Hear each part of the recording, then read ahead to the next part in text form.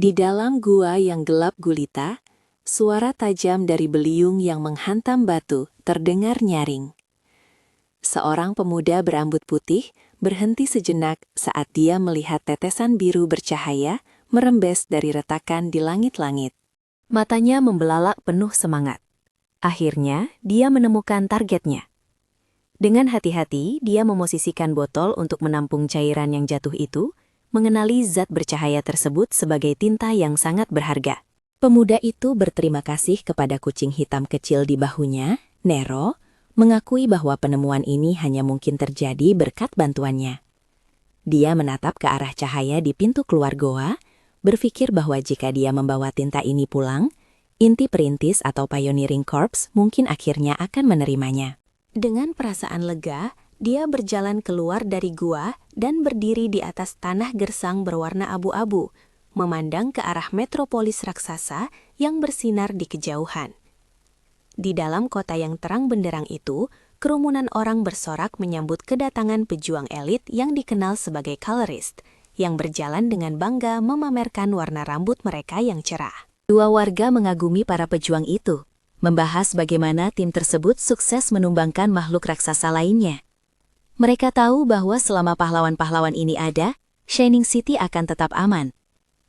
Namun pemandangan beralih ke Shadow District yang lebih gelap dan suram. Antrean orang menunggu di luar gedung tempat papan pengumuman memberitakan ujian masuk untuk Pioneering Corps tingkat C, yang menyatakan bahwa siapapun yang memiliki warna dipersilahkan mendaftar. Tiba-tiba, pemuda berambut putih itu dilempar keluar dengan kasar, jatuh menghantam tanah. Dua orang penguji menatapnya dengan tatapan merendahkan. Salah satu dari mereka berteriak bahwa tempat ini bukan untuk orang-orang seperti dia. Pemuda itu berdiri dengan frustrasi, menyodorkan botol berisi tinta biru yang dia temukan. Dia menuntut untuk tahu apa masalahnya, bersikeras bahwa tinta itu membuktikan kualifikasinya. Sang penguji menunjuk jari dengan nada menuduh ke arah bocah itu dan menjabarkan kenyataan pahit. Dia ditolak karena dia colorless alias tidak memiliki warna. Dia menjelaskan bahwa di dunia ini, peran seseorang ditentukan sejak lahir dan mengejek bocah itu karena tidak tahu diri. Penguji berambut merah itu melepaskan gelonggang energi merah, menyebut pemuda itu sebagai colorless sialan. Sang protagonis berambut putih tersentak, mengerang kesakitan saat energi itu menerpanya. Berdiri di puncak tangga, penguji itu menceramahi bocah yang berlutut itu tentang apa itu perintis. Dengan ekspresi arogan, dia menyatakan bahwa hanya orang-orang terpilih seperti dirinya yang mampu menjadi salah satunya. Penguji itu menjelaskan bahwa Blacklands di luar kota adalah tempat di mana yang lemah tidak bisa bertahan hidup, sebuah lanskap mengerikan yang ditelan kegelapan dan dipenuhi binatang buas berbahaya yang disebut creatures. Dia mengagung-agungkan para perintis yang mempertaruhkan nyawa untuk menjelajah, mengumpulkan sumber daya, dan melawan monster-monster ini demi umat manusia, sehingga layak disebut pahlawan. Kembali ke masa kini, penguji itu menatap dingin ke arah protagonis, menyatakan bahwa bagi orang tanpa warna, mencapai hal-hal seperti itu adalah mustahil. Dia menghina bocah itu, menyuruhnya tahu diri, dan tetap melakukan pekerjaan kasar saja. Dia mengeluarkan ancaman terakhir, memperingatkan bocah itu bahwa dia akan mati jika kembali lagi, lalu membanting pintu hingga tertutup. Ditinggal sendirian, protagonis itu menunduk saat suara lembut terdengar dari dadanya. Nero, si kucing hitam, menyembulkan kepalanya dari jaket bocah itu. Protagonis itu mengelus kucingnya, dengan lembut berkata bahwa mereka bisa mencoba di tempat lain saja, karena dia sudah terbiasa dengan penolakan semacam ini. Meskipun merasa terhina, dia memaksakan senyum penuh tekad dan berjanji pada Nero bahwa dia akan menjadi colorist terhebat yang pernah ada.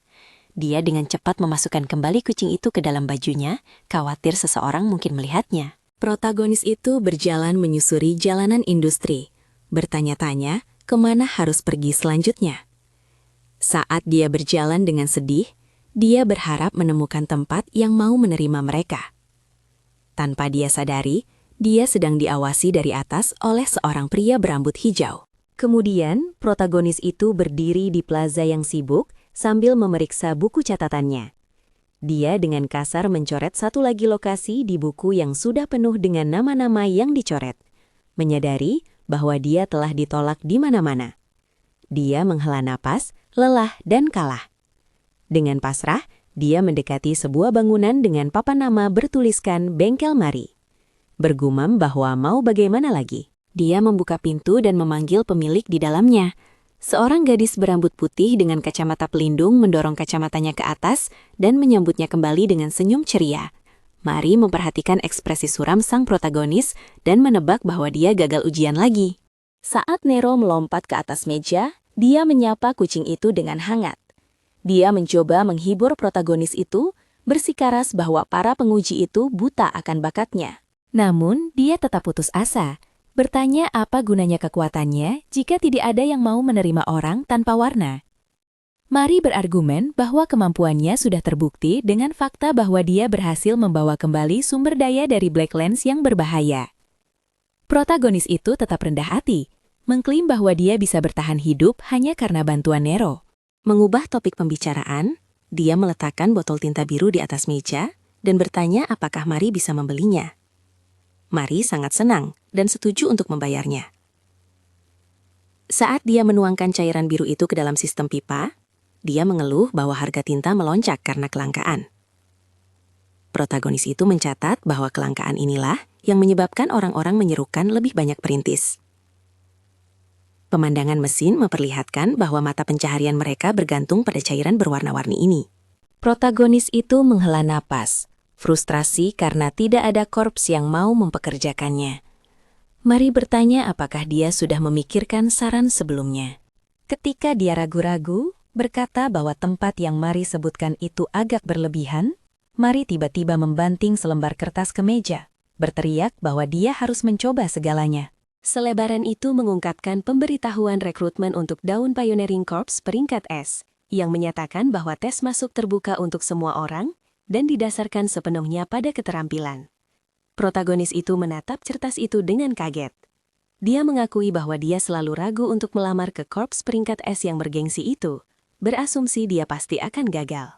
Dia bertanya-tanya, apakah tempat seperti itu benar-benar akan mengakui keahliannya. Mari menyemangatinya untuk mengambil kesempatan itu. Menegaskan kembali bahwa jika itu benar-benar berbasis keterampilan, dia mungkin akhirnya mendapatkan pengakuan yang layak dia dapatkan. Dia tersenyum, mengingatkannya bahwa dia sudah ingin menjadi kaloris sejak lama. Sebuah kilas balik menunjukkan protagonis saat masih kecil dan kesepian di tengah hujan, memeluk Nero, mengungkapkan bahwa dia telah memegang impian ini sejak masa kanak-kanak. Mari meyakinkannya bahwa dia akan selalu mendukungnya. Didukung oleh kepercayaan diri Mari, protagonis itu tersenyum dan memutuskan dia tidak boleh ragu lagi. Dia dengan tegas mengambil selebaran rekrutmen itu dengan tekad baru. Dia melambaikan tangan berpamitan pada Mari dan meninggalkan bengkel. Berjalan melalui gang-gang sepi di Shadow District, protagonis itu meremas selebaran itu, berpikir dia perlu mempersiapkan diri secara menyeluruh untuk ujian. Tiba-tiba, dia berhenti saat Nero bereaksi terhadap kehadiran seseorang di belakang mereka. Sebuah suara dengan santai bertanya ada apa, dan sebuah tangan yang memegang tongkat kayu berujung bola hijau bercahaya muncul dari bayang-bayang. Pria berambut hijau yang memata-matainya tadi mengarahkan tongkatnya langsung ke protagonis. Sebuah bidikan magis mengunci punggungnya. Tanpa ragu, dia menembakkan bilah energi hijau. Protagonis itu berbalik karena kaget, tapi dia terlalu lambat. Ledakan energi itu menghantamnya dengan keras, membuatnya berteriak kesakitan. Saat dia ambruk, pria berambut hijau dan asistennya berdiri di atasnya. Penyerang itu mengejeknya, mencatat bahwa meskipun dia menghindari serangan mematikan langsung, dia akan segera mati juga. Berdarah dan tidak bisa bergerak, protagonis itu terbaring di trotoar sementara penyerang itu dengan dingin berkomentar bahwa tidak ada yang peduli jika orang tanpa warna mati. Protagonis itu dengan lemah memanggil kucingnya. Melihat wajah ketakutan Nero yang mengintip dari bajunya, bocah itu menggunakan sisa tenaga terakhirnya untuk mendesak kucing itu agar lari. Pemandangan beralih ke area industri yang ditandai dengan peringatan situs pembuangan limbah tinta. Protagonis itu mengerang saat dia sadar kembali. hanya untuk melihat pria berambut hijau itu tersenyum menatapnya. Pria itu memegang kerah bajunya, menggantungnya di atas tangki raksasa berisi lumpur hitam. Dia mengejek protagonis itu, mengatakan betapa sialnya dia harus dilempar ke dalam saat masih hidup. Penyerang itu menjelaskan bahwa lubang itu berisi limbah tinta, campuran mematikan yang melarutkan apapun yang disentuhnya, memastikan tidak ada mayat yang tersisa. Protagonis yang ketakutan itu meronta dan menuntut untuk tahu siapa pria ini dan mengapa dia diserang. Pria berambut hijau itu mengungkapkan bahwa dia dan rekannya terkejut sebelumnya saat memata-matainya. Sebuah kilas balik menunjukkan bahwa saat mengawasi, mereka tidak tertarik pada bocah itu, tetapi pada makhluk yang bersembunyi di jaketnya. Seorang pria menjelaskan bahwa makhluk dengan kecerdasan untuk mengikuti manusia adalah penemuan yang luar biasa. Dia menyebut Nero sebagai kelangkaan sejati. Saat dia mempererat cengkramannya di leher protagonis, di belakangnya asistennya memegang sebuah kandang kecil. Nero duduk terperangkap dan menangis, sementara protagonis itu melihat dengan ngeri, menyadari temannya telah ditangkap. Putus asa, protagonis itu mencengkram kerah pria berambut hijau itu, berteriak padanya untuk melepaskan kucing itu. Penyerang itu tidak terkesan, mengejek kemarahan bocah itu sebagai sesuatu yang menyedihkan. Matanya bersinar karena keserakahan. Dia menjelaskan bahwa makhluk itu terlalu berharga untuk pemilik tanta warna dan akan dijual dengan harga sangat mahal di pasar gelap. Dia dengan mudah mengalahkan bocah itu, mencekiknya dan mengangkatnya ke udara, mencibir bahwa hewan peliharaan itu terlalu bagus untuknya. Saat dia tergantung tak berdaya, protagonis itu memarahi dirinya sendiri karena ceroboh di Shadow District. Dia merenungkan masa lalunya yang sepi, berpikir bahwa meskipun dia selalu menanggung diskriminasi, dia benar-benar menolak untuk kehilangan Nero, satu-satunya keluarganya, karena hal seperti ini. Dengan ledakan kemarahan, dia memperingatkan pria itu untuk tidak main-main dengannya, dan mempererat cengkeramannya di lengan penyerang. Pria berambut hijau itu berhenti, merasakan sesuatu yang aneh. Ekspresinya berubah dari arogan menjadi syok saat energi berderak di sekitar wajahnya. Aura hijau yang berputar mengalir dari penyerang ke tangan protagonis, dan pria itu berteriak panik, merasakan sesuatu disedot paksa dari tubuhnya. Ketakutan oleh sensasi yang tidak diketahui ini, pria itu dengan kasar mengibaskan bocah itu, melemparnya ke belakang ke dalam tangki limbah tinta beracun. Penyerang itu menganggap pertemuan itu buang-buang waktu. Sementara Nero menangis putus asa dari kandangnya, para penjahat itu menyatakan bahwa mereka sekarang kaya raya dan menuju ke pasar gelap, mengabaikan tangisan kucing itu.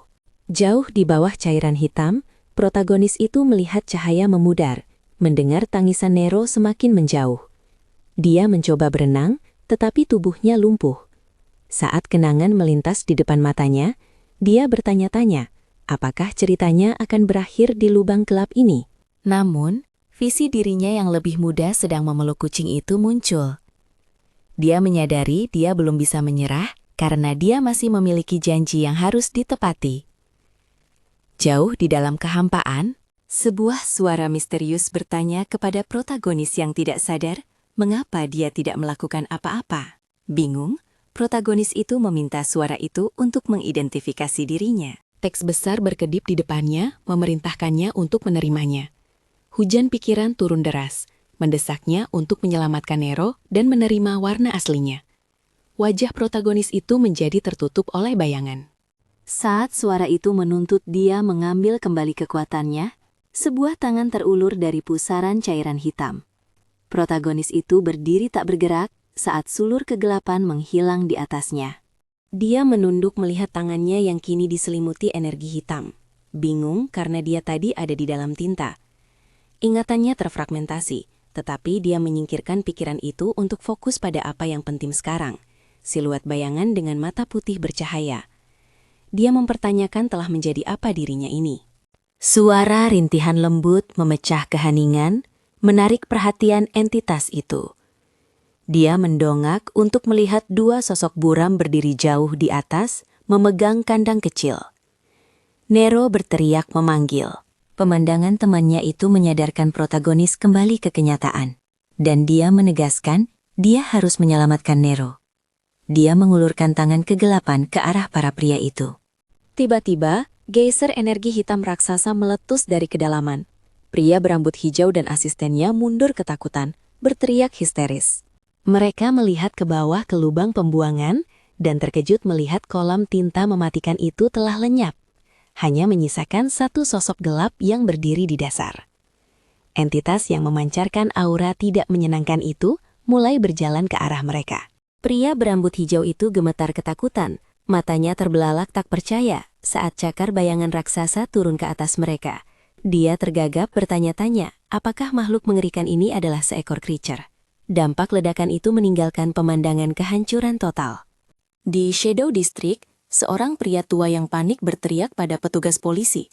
Bersikeras dia melihat tangan kecil tiba-tiba muncul entah dari mana, menyebabkan letusan energi gelap besar yang menghancurkan seluruh area.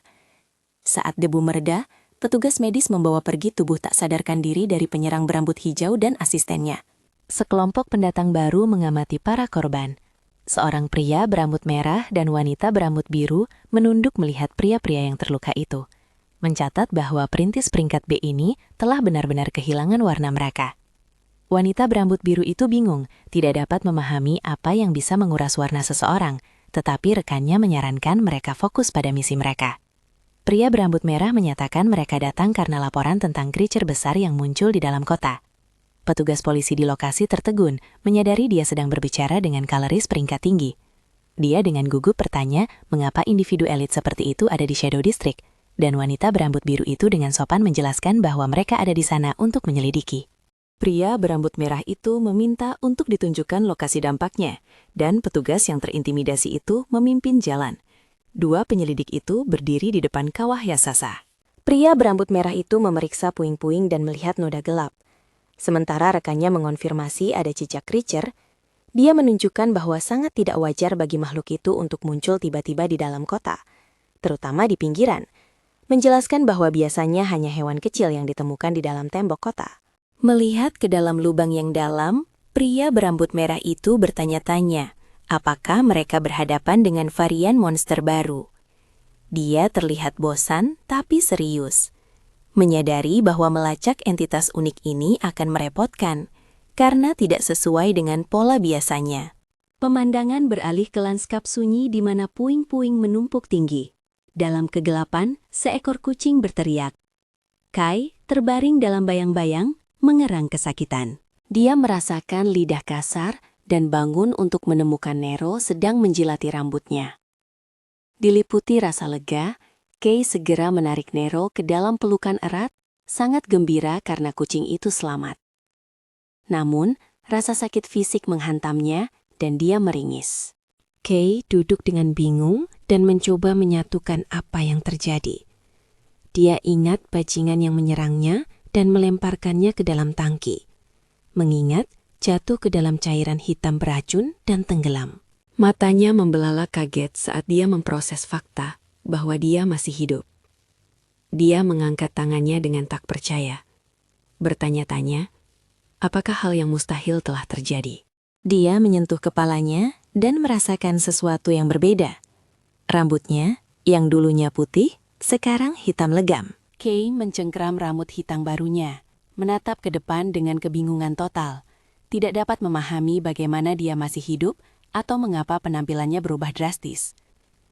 Berdiri di kegelapan pekat, Kay melihat sekeliling bertanya-tanya mengapa dia tidak bisa melihat apa-apa.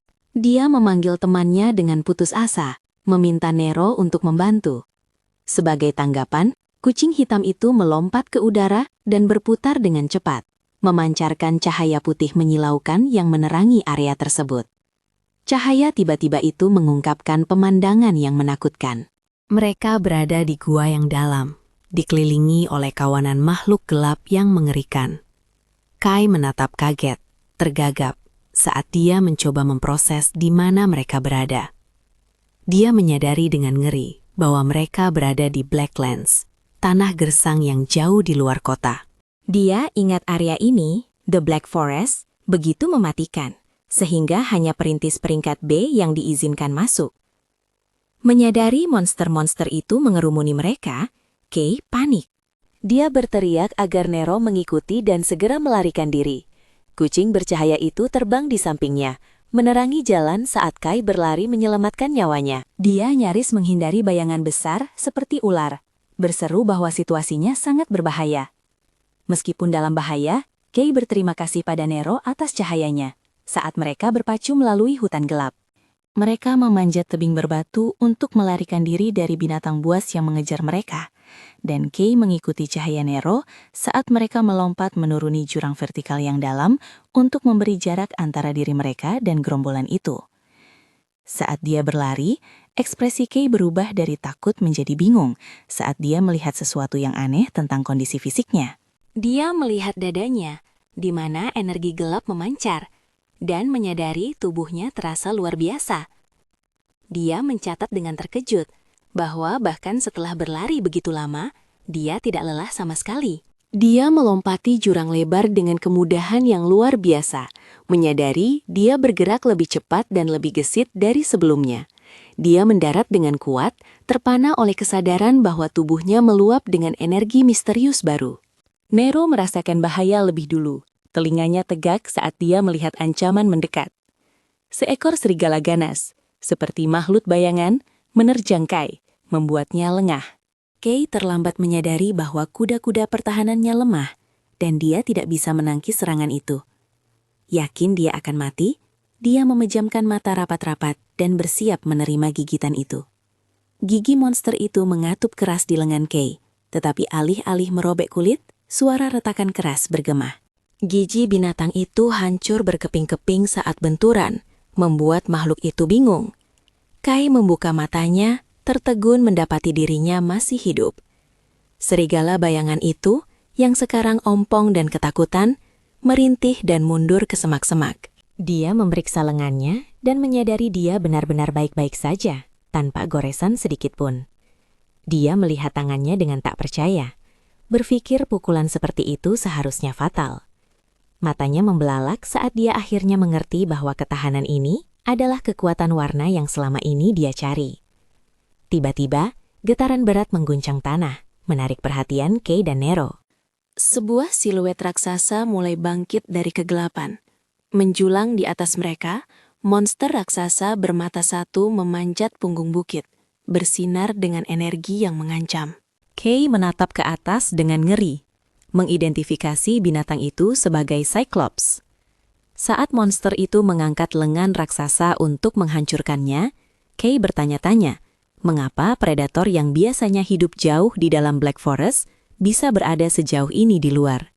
Cyclops itu membanting tinjunya ke tanah dengan kekuatan ledakan, menyebabkan Nero memekik. Saat puing-puing beterbangan kemana-mana, Kai selamat dari dampaknya, duduk di tengah reruntuhan. Dia mengakui pukulannya berat, tetapi sengirai percaya diri menyebar di wajahnya saat dia menyadari dia sebenarnya punya peluang untuk menang. Kenangan masa lalunya menjadi anak kesepian yang menghadapi penolakan dan dipukuli melintas di benaknya. Dia mengakui bahwa dia akhirnya mendapatkan kekuatan yang selalu dia rindukan dan memutuskan segalanya akan berbeda sekarang. Energi berderak di sekitar lengannya saat dia mengepalkan tinjunya, bertekad bahwa dia tidak perlu melarikan diri lagi. Dia berdiri tegak, mengepalkan tinjunya saat dia memutuskan dia sudah selesai lari. Kenangan perjuangan masa lalunya membanjiri pikirannya. Dia fokus pada sensasi aneh dan kuat yang bangkit dari dalam dirinya, dan tiba-tiba tubuhnya diselimuti bayangan. Dia berubah menjadi makhluk energi gelap murni dengan mata putih bercahaya. Cyclops itu meraung marah dan mengulurkan tangan raksasanya untuk meremukan sosok kecil itu. Namun, Kai meluncurkan dirinya dari tangah dengan kekuatan ledakan, terbang membelah udara. Dia bersiap menyerang. Dia melayangkan pukulan dahsyat yang benar-benar menghancurkan monster raksasa itu menjadi berkeping-keping. Kekuatan pukulan itu menciptakan gelombang kejut besar yang meledak melalui lanskap, membuka jalan melalui pepohonan. Kai melayang di udara, dikelilingi oleh puing-puing musuhnya. Dia tetap dalam keadaan transformasinya sesaat, tetapi kemudian matanya membelalak saat dia melihat sesuatu berubah. Energi gelap tiba-tiba menghilang, dan dia mendapati dirinya melayang tinggi di atas lanskap subur di bawah matahari yang cerah. Dia melihat ke bawah dengan kagum pada hutan yang hidup dan air terjun di bawah. Takjub dengan warna-warna cerah alam di sekitarnya. Secepat datangnya, kekuatan itu lenyap dan rambutnya kembali menjadi putih. Dia melihat ke bawah dengan bingung. Kepanikan melanda saat dia menyadari gravitasi mengambil alih dan dia tak berdaya di udara, berteriak ketakutan. Dia jatuh dengan cepat ke arah pepohonan dan menabrak hutan di bawah. Kai menyeret dirinya keluar dari puing-puing akibat jatuhnya, sementara Nero melayang di atas tampak khawatir. Kai ambruk berlutut, terengah-engah mencari udara, saat energi gelap yang menyelimutinya mulai menguap seperti asap. Dia menyadari dengan ngeri bahwa warnanya memudar dengan cepat. Kepanikan melanda saat Kai memahami kelemahan dari kemampuan barunya. Dia menyadari bahwa semakin dia menggunakan kekuatan intens ini, semakin cepat energi itu terkuras dari tubuhnya, dan pada tingkat ini dia akan menjadi tak berdaya. Tiba-tiba, dunia di sekitarnya menjadi hitam pekat, dan suara misterius bergema di benaknya, bertanya apa yang dia tunggu. Suara itu memerintahkannya untuk bertindak, menunjukkan bahwa mangsanya tergeletak tepat di depannya, dan mendesaknya untuk memakannya dengan cepat. Kai menatap sisa-sisa Cyclops yang tersebar yang baru saja dia kalahkan. Suara itu memanipulasinya, bertanya apakah dia ingin hidup, dan menginstruksikannya untuk hanya mengulurkan tangannya. Kelelahan dan berkeringat, Kai berjuang untuk tetap sadar. Dia terlihat putus asa saat suara itu terus menuntut dia menggunakan tangannya. Matanya bersinar samar saat dia berjuang untuk bertahan hidup. Gemetar, dia mematuhi perintah naluriah itu dan mengulurkan tangannya ke arah sisa-sisa monster itu. Kai meletakkan tangannya dengan kuat di atas bangkai Cyclops. Segera, teknik gelap aktif dan dia mulai menyerap energi bayangan yang tertinggal di tubuh monster itu. Nero menonton dengan mata lebar dan kaget saat pemiliknya melakukan tindakan mengerikan ini. Pilar cahaya hitam raksasa meletus dari hutan, menembus langit saat Kai sepenuhnya mengonsumsi energi itu. Saat cahaya memudar, Kai tertinggal terengah-engah. Kelelahan perlahan meninggalkan tubuhnya. Dia bersandar pada batu, rambutnya hitam sekali lagi, dan energinya pulih. Dia menatap langit, menghela napas lega yang luar biasa, menyadari bahwa dia akan selamat. Kembali di bengkel Mari, hari tampak damai di dalam. Mari sedang mengerjakan cetak biru, ketika lonceng pintu menarik perhatiannya. Dia mendongak untuk melihat sosok siluet misterius dalam jubah compang-camping berdiri di ambang pintu. Mencoba bersikap sopan, Mari menyambut orang asing itu dengan senyum, meskipun dia sudah gemetar karena gugup. Dia bertanya apakah mereka memiliki permintaan khusus, tetapi sosok bertudung itu hanya berdiri di sana, memancarkan aura gelap. Orang asing itu mengambil langkah berat ke depan. Mari, sekarang terlihat jelas gugup, memanggilnya, menunjukkan bahwa dia terlihat mencurigakan. Ketika dia terus mendekat, dia panik dan mengambil kunci Inggris besar, memperingatkannya bahwa dia akan menyerang jika dia mendekat lagi. Sosok itu tiba-tiba bergegas ke arahnya, menyebabkan Mari berteriak ketakutan dan memejamkan matanya rapat-rapat. Namun, penyusup itu berhenti dan menarik kembali tudungnya, mengungkapkan senyum yang akrab. Dia menyuruhnya untuk tenang. Kai memperlihatkan wajahnya, menggaruk kepalanya dengan malu-malu. Dia memberitahunya bahwa itu hanya dia, meskipun dia mengakui dia hampir tidak mengenali dirinya sendiri. Sekarang, Mari menjatuhkan kuda-kuda pertahanannya. Matanya terbelalak karena syok. Dia tergagap, tidak dapat memproses perubahan drastis pada fitur wajahnya. Suaranya bergema di luar saat dia berteriak tak percaya, menuntut untuk tahu apa yang terjadi pada penampilannya. Mari gemetar, mencengkram pipa lodam ketakutan saat dia menghadapi sosok bertudung itu. Tiba-tiba, ketakutannya berubah menjadi kemarahan yang meledak-ledak. Dia mengeluarkan palu dan kunci Inggris, berteriak bahwa dia tidak akan memaafkan bajingan yang menyakitinya. Dia mengayunkan alat-alat itu dengan liar, berteriak bahwa mereka pantas dihancurkan kepalanya, sementara Kai dengan panik mencoba menenangkannya, meyakinkannya bahwa dia baik-baik saja. Menyadari itu benar-benar dia, Mari meletakkan kunci Inggrisnya, mengakui dia terbawa suasana karena dia ketakutan. Setelah kehilangan kontak dengannya, ekspresinya melunak menjadi senyum lega. dan dia memberitahu Kay bahwa dia senang dia aman. Kay meminta maaf karena membuatnya khawatir. Dalam hati, Kay merenungkan absurditas situasinya. Berpikir bahwa selamat dari jatuh ke tinta beracun dan mendapatkan warna adalah hal yang sulit dipercaya. Dia menyuarakan kekhawatiran kepada Mary, mencatat bahwa warna barunya adalah hitam, yang diasosiasikan dengan monster, dan bertanya-tanya apakah orang akan memandangnya dengan buruk. Namun dia dengan cepat menepis kekhawatiran itu, memutuskan bahwa yang penting adalah dia akhirnya memiliki kesempatan untuk menjadi kaloris. Dia menyatakan dia akan langsung pergi ke ujian masuk Pioneering Corps dan berterima kasih kepada Mary atas bantuannya. Kay kemudian dengan malu-malu bertanya, apakah dia bisa meminjam beberapa pakaian, berjanji untuk mengembalikannya. Mary terlihat jengkel, menghela napas dan bertanya, berapa kali dia akan memohon.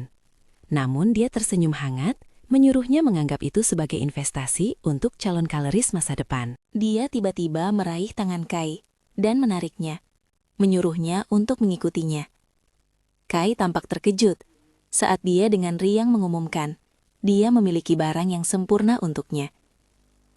Pemandangan beralih ke kerumunan besar calon perintis yang berbaris menaiki tangga sebuah bangunan besar, mirip Koloseum.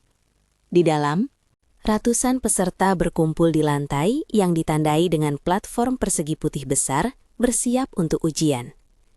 Di antara kerumunan, sekelompok 3 pria mengobrol dengan gugup. Seorang pria berambut biru dengan nomor 183 di dadanya mencoba menenangkan temannya yang cemas. Teman dengan rambut agak merah muda mengungkapkan ketidakpercayaan bahwa mereka telah sampai sejauh ini, bersiap untuk mengikuti tes Dawn Pioneering Corps yang bergengsi. Grup peringkat ini dikenal karena pencapaiannya dalam menjelajahi Blacklands yang berbahaya, terdiri dari kaloris terampil yang dipandang sebagai harapan Shining City. Namun para kandidat khawatir karena banyak saingan kuat telah berkumpul. Kelompok itu memperhatikan seorang wanita dengan rambut turquoise panjang yang dikabarkan sebagai putri dari keluarga kaloris terkenal, berdiri di sebelah seorang pria bertopi kupluk. Mereka juga melihat bintang baru lainnya, seperti bocah dengan rambut merah muda dan kacamata pelindung, serta seorang pria bermasker gas. Terlepas dari pesaing-pesaing ini, kelompok itu setuju bahwa satu orang mendapatkan perhatian paling banyak. Mereka melihat ke arah seorang pemuda dengan rambut hijau berantakan dan mata yang tajam. Ini adalah Gale, si Gale Sword. Dan orang-orang percaya dia dijamin akan lulus. Rumor mengatakan dia cukup kuat untuk menangani makhluk berbahaya sendirian. Namun, dia juga terkenal karena sifatnya yang kejam dan penuh kekerasan, yang kabarnya membuatnya diusir dari korps sebelumnya. Pria berambut biru, nomor 183, tertawa arogan, mengklaim dia tidak takut pada orang-orang seperti Gale. Tiba-tiba, bayangan gelap jatuh di atasnya. Gale muncul tepat di belakang pria yang menyombongkan diri itu, menantangnya untuk mengatakannya lagi. Pria berambut biru itu membeku ketakutan saat Gale menatap rendah pada mereka dengan jijik, menyebut mereka bocah konyol. Gale berjalan pergi sambil menghela napas kecewa. Dia mengeluh bahwa meskipun ini ujian peringkat S, persaingannya sangat rendah. Saat dia melihat ke arah peserta, dia secara mental mencoret mereka semua, berpikir tidak ada satupun yang menonjol di antara mereka. Namun, matanya menyipit saat dia melihat satu pengecualian, gadis berambut turquoise. Dia mengidentifikasikannya sebagai Ellie Sayen, putri kedua dari keluarga Sayen. Gale menyeringai, mengakui dia setidaknya cukup layak untuk diperhatikan. Saat dia mengulurkan tangan ke arah kerumunan, dalam imajinasinya, dia bertanya-tanya dengan antisipasi bagaimana mereka semua akan bereaksi terhadap tes yang akan datang. Pengeras suara mekanis berderak hidup memanggil perhatian kandidat. Gale dan Ellie menoleh ke arah panggung saat suara itu menyatakan bahwa ujian masuk untuk Dawn Pioneering Corps secara resmi dimulai. Seorang pria dengan rambut pirang cerah dan mata kuning berdiri di podium mengumumkan bahwa tes dimulai sekarang. Kerumunan tersentak, menyadari penguji itu adalah kaloris terkenal dari Dawn Pioneering Corps. Para kandidat berbisik dengan penuh semangat, mengenalinya sebagai pahlawan yang memberikan kontribusi besar pada perburuan creature baru-baru ini. Mereka menyadari bahwa jika kaloris elit seperti dia muncul, Corps pasti serius dengan rekrutmen ini. Para kandidat merasakan kehadiran luar biasa yang memancar darinya, mencatat bahwa anggota korps peringkat S berada di level yang berbeda. Penguji itu menatap ke bawah ke arah kerumunan dan menyambut mereka. Dia berterima kasih kepada semua orang karena telah melamar, mengakui mereka semua memiliki tujuan masing-masing, entah itu uang, kekuasaan, kehormatan, atau tugas. Namun, dia menyatakan dengan dingin bahwa tidak ada satupun dari alasan itu yang benar-benar penting. Matanya bersinar, penguji itu menjelaskan bahwa, pada akhirnya, hanya keterampilan yang memungkinkan seseorang mencapai apapun. Dia menyatakan, mereka mencari kandidat yang sangat kuat yang mampu menjelajah ke Blacklands untuk merebut kembali wilayah manusia. Dia menyuruh mereka melihat sekeliling, menyatakan bahwa orang-orang biasa-biasa saja tidak dibutuhkan, dan bahwa mereka akan segera mulai. Dia menunjuk ke platform persegi di tanah, mengumumkan tes pertama akan berupa turnamen, menjelaskan bahwa kemampuan tempur adalah keterampilan paling penting bagi seorang perintis, karena dunia di luar kota adalah tempat brutal, di mana hanya yang terkuat yang bertahan. Dia mengepalkan tinjunya dan memerintahkan para kandidat untuk membuktikan kemampuan mereka. Dia menjelaskan bahwa mereka yang lulus putaran pertama akan ditentukan oleh hasil turnamen, dan menginstruksikan mereka untuk naik ke panggung ketika nomor mereka dipanggil. Penguji memanggil nomor 126 dan nomor 2086. Gale, nomor 126, melangkah maju dengan ekspresi serius. Kerumunan bergumam menyebut Gale sebagai kelas berat dan menyatakan kasihan pada siapapun yang harus melawannya begitu awal.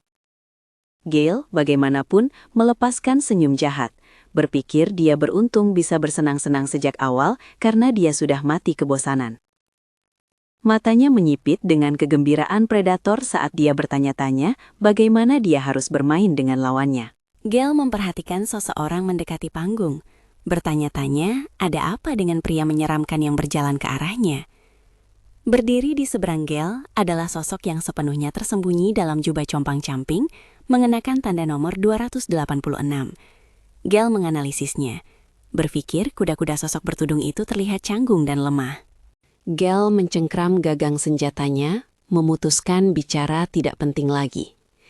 Dia menghunus pedangnya dengan suara tajam, menyatakan dia bosan diam saja. Melepaskan kekuatannya, dia mengayunkan bilahnya, menciptakan garis-garis besar energi angin hijau, memutuskan untuk tidak menahan diri. Para penonton menyaksikan dengan kagum, mengenali teknik khas itu sebagai Gale Sword, saat pedang hijau bercahaya muncul di udara di sekelilingnya. Kerumunan memujinya sebagai jenius karena menangani ilmu pedang tingkat lanjut di usianya. Gale menatap tajam ke arah lawannya, menantang sosok bertudung itu untuk mencoba memblokir serangannya. Dengan ledakan kecepatan, Gale menghentak tanah untuk mengumpulkan momentum, mengancam akan mencabik-cabik lawannya jika dia gagal membela diri. Dia menyerbu ke depan dengan kekuatan luar biasa yang mengelilinginya dalam pusaran energi. Sosok bertudung itu berdiri diam dan sunyi, tak bergerak menghadapi serangan yang mendekat. Saat Gale turun dari udara, mengayunkan bilahnya ke bawah. Dengan teriakan, sosok bertudung itu hanya melangkah masuk dan melayangkan pukulan hook kiri yang dahsyat ke wajah Gale. Dampaknya begitu kuat hingga Gale terlempar ke belakang melintasi arena. Kandidat arogan dari sebelumnya berteriak ketakutan melihat pemandangan yang tak bisa dipercaya itu. Gale menabrak dinding arena dengan keras, menciptakan retakan jaring laba-laba yang sangat besar. Dia merosot ke depan tak sadarkan diri dan kalah dalam satu pukulan, meninggalkan kerumunan bertanya-tanya bagaimana hal seperti itu mungkin terjadi. Sosok bertudung itu, yang kini terungkap sebagai Kay, menggosok pergelangan tangannya dan menunduk, mengakui bahwa gerakan tiba-tiba itu mengejutkan bahkan bagi dirinya sendiri. Tudungnya telah jatuh ke belakang, memperlihatkan rambut hitamnya yang berantakan. Dia merenungkan akselerasi tiba-tiba dan kekacauan momen itu. Tiba-tiba, seorang penonton menunjuk jari gemetar ke arah Kay, berteriak tak percaya. Dia tidak menunjuk pada kemenangan itu, tetapi pada warna energi Kay, hitam. Penguji berambut pirang menonton dengan ekspresi serius, mencatat dalam hati bahwa hitam adalah warna yang sama, yang dimiliki oleh creatures. Bahkan Alicent tampak tertegun, bertanya-tanya apakah mungkin bagi manusia untuk memiliki warna itu. Kay berdiri sendirian di tengah arena, tidak menyadari betapa seriusnya situasi tersebut. Yang lain mempertanyakan apakah kekuatan untuk mengalahkan Galesworth dalam satu pukulan berasal dari energi hitam misterius ini. Kay melihat sekeliling dengan gugup ke arah kerumunan yang terkejut, bingung dengan reaksi mereka, dan dengan polos bertanya-tanya apakah dia telah membuat kesalahan. Turnamen berlanjut dengan pertempuran sengit. Dalam satu pertandingan, kandidat yang ketakutan meluncurkan batu tajam, tetapi Kay menerjang ke depan dengan mudah, menghindari mereka. Dia menutup jarak seketika dan melayangkan pukulan kuat, mengirim pengguna sihir itu terbang. Penyiar menyatakan dia sebagai pemenang. Kemenangan beruntun Kay berlanjut saat dia mendominasi dengan keras, membanting lawan lain dan menjatuhkan yang ketiga tinggi di atas. Penguji berambut pirang menonton dengan minat, menyatakan bahwa Kay adalah pelamar yang menonjol. Dia dengan bersemangat mencatat bahwa Kay adalah pemegang warna hitam pertama yang pernah ada, dan bersikeras mereka harus merekrutnya segera sebelum rumor menyebar. Tiba-tiba, langkah kaki berat mendekat dan sebuah suara dengan santai berkomentar bahwa sepertinya ini hari yang berat. Penguji berambut pirang berbalik kaget melihat pria berambut merah dan wanita berambut biru dari lokasi ledakan. Penguji bertanya mengapa ketua tim Red ada di sini, tetapi pria itu melambaikan tangannya, mengklaim mereka hanya lewat.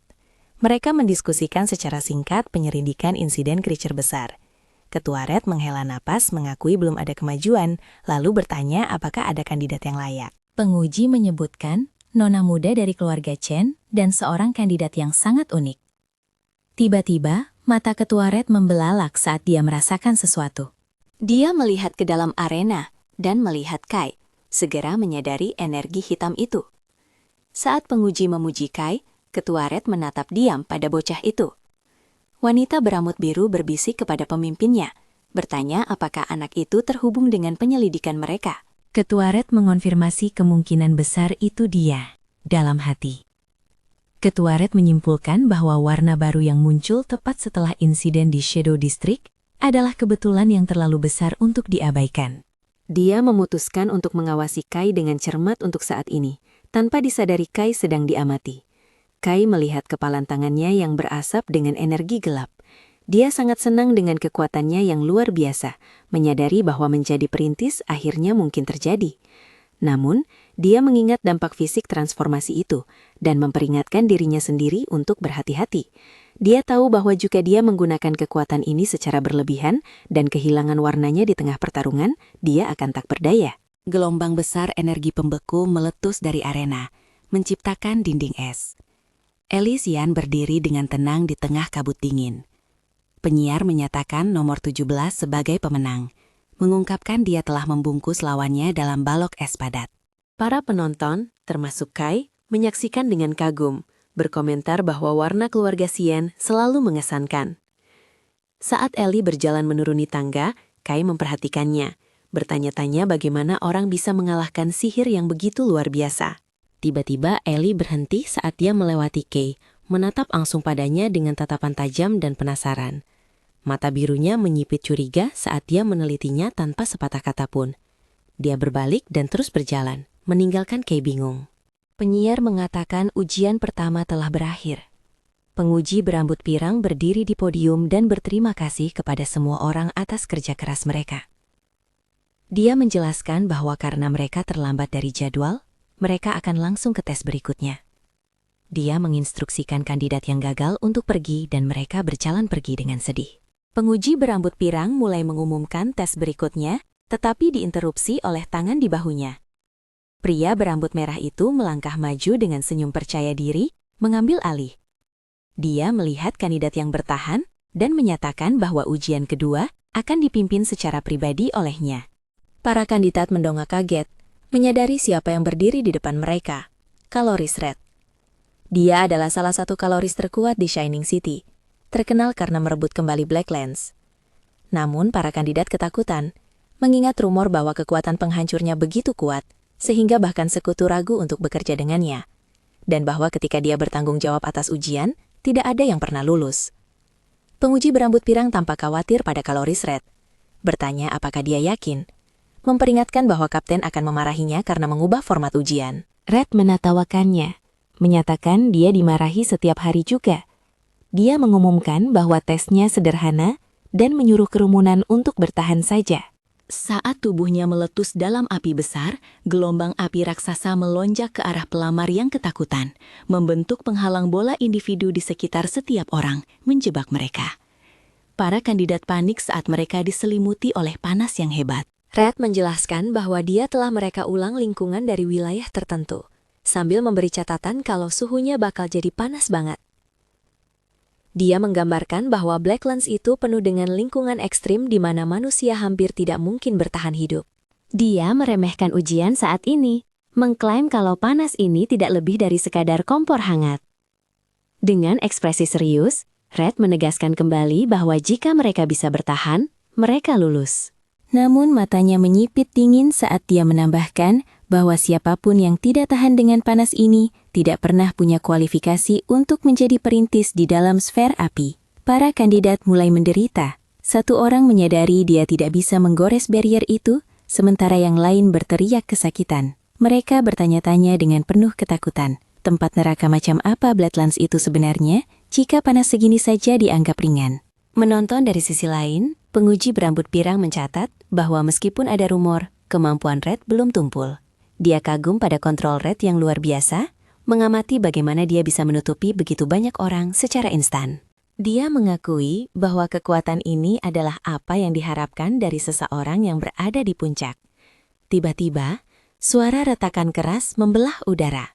Redan dan asistennya menoleh saat salah satu barrier api berubah menjadi biru dan retak. Gelombang energi es yang masif meledak keluar, menghancurkan sfer api tersebut. Di tengah serpihan es yang berjatuhan, Elikayan berdiri tegak karena berhasil membebaskan diri. Red menatapnya, mengakui kalau itu lumayan juga. Dia merenung bahwa meskipun kekuatan keluarga Kayan adalah lawan alami bagi api, kekuatannya sendiri biasanya cukup kuat untuk membanjiri keunggulan itu.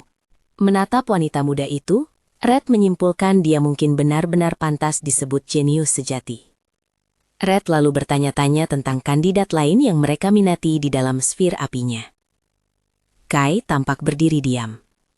Red mengamatinya, mencatat bahwa tidak seperti gadis itu, anak laki-laki ini tidak menerobos keluar. Dia mengakui dia tidak berharap banyak padanya.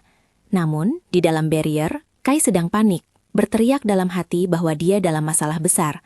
Dia sadar dia menggunakan terlalu banyak warnanya selama pertarungan dengan Gale Sword.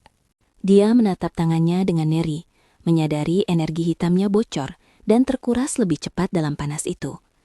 Dia membayangkan masa depan yang mengerikan, di mana kekuatannya habis. Dia tahu, jika dia ketahuan sebagai orang tanpa warna atau colorless, dia kemungkinan besar akan dijadikan bahan eksperimen. Putus asa, dia dengan panik mencari solusi, bertanya-tanya apakah dia bisa menyerap sesuatu untuk mengisi kembali energinya. Dia menatap dinding api yang intens itu. Sebuah kesadaran menghantamnya. Karena barrier itu terbuat dari kemampuan warna, dia bertanya-tanya, apakah dia bisa menyerapnya? Dia melihat tangannya, mengakui dia tidak tahu batas kekuatan penyerapannya. Memutuskan dia tidak punya waktu untuk berpikir, dia bertekad untuk mencari tahu. Dia mengulurkan tangan dan menyentuh dinding api yang berputar itu. Segera, reaksi keras terjadi, dan Kai terkejut bahwa penyerapan langsung itu berhasil. Barrier api mulai melengkung dan berputar, menarik perhatian kandidat di dekatnya. Pusaran energi hitam yang masif meletus dari Kai, menyedot api merah ke tangannya. Dari podium, Red dan penguji berambut pirang menatap ke bawah dengan tercengang dan tidak mampu memahami apa yang mereka lihat. Red mulai berkeringat dingin, memaksakan senyum saat dia berkomentar bahwa mereka telah menemukan orang gila sungguhan di arena. Kai berdiri di tengah energi yang menghilang, tampak sangat kuat dengan aura merah dan hitam berputar di sekitar tangannya. Seluruh arena jatuh dalam keheningan yang berat. Namun, di dalam hati, Kai panik lagi. Dia memaksakan senyum, berpikir ini seharusnya tidak terjadi. Dia menyadari dengan penyesalan bahwa dia secara tidak sengaja terlalu menonjol. Elikayan berdiri terpaku, mempertanyakan apakah dia sedang berhalusinasi. Saat dia menatap pemuda yang diselimuti energi gelap itu, dia melihat Kai dan bertanya-tanya, apakah hitam bahkan merupakan warna yang bisa dimiliki manusia. Menyadari ini adalah sesuatu yang belum pernah terjadi sebelumnya, rasa cemas menyelimutinya saat dia memperhatikannya. Kenangan akan tekanan untuk menjadi yang terbaik melintas di benaknya. Dia terpaksa mengakui bahwa Kai tak terbantahkan lagi sangat kuat. Dia menyadari bahwa bahkan dengan kekuatan penuhnya, dia tidak bisa menjamin kemenangan. Saat Kai berjalan pergi, Ellie berpikir bahwa ada sesuatu tentang dirinya yang tidak bisa dijelaskan oleh kekuatan saja. Bertanya pada dirinya sendiri, makhluk apa dia sebenarnya? Dia dengan cepat menggelengkan kepalanya, mencoba menepis pikiran yang mengganggu itu. Koloris Red mendekati Kai dan dengan santai merangkul bahunya, memberitahunya bahwa lain kali tidak akan seperti ini. Red tersenyum, berkomentar bahwa kemampuan hitam untuk menyedot segalanya itu liar, dan dia tidak bisa menahan rasa penasarannya. Dia membimbing Kai pergi, menyarankan mereka melakukan percakapan pribadi untuk melindungi privasi Kai.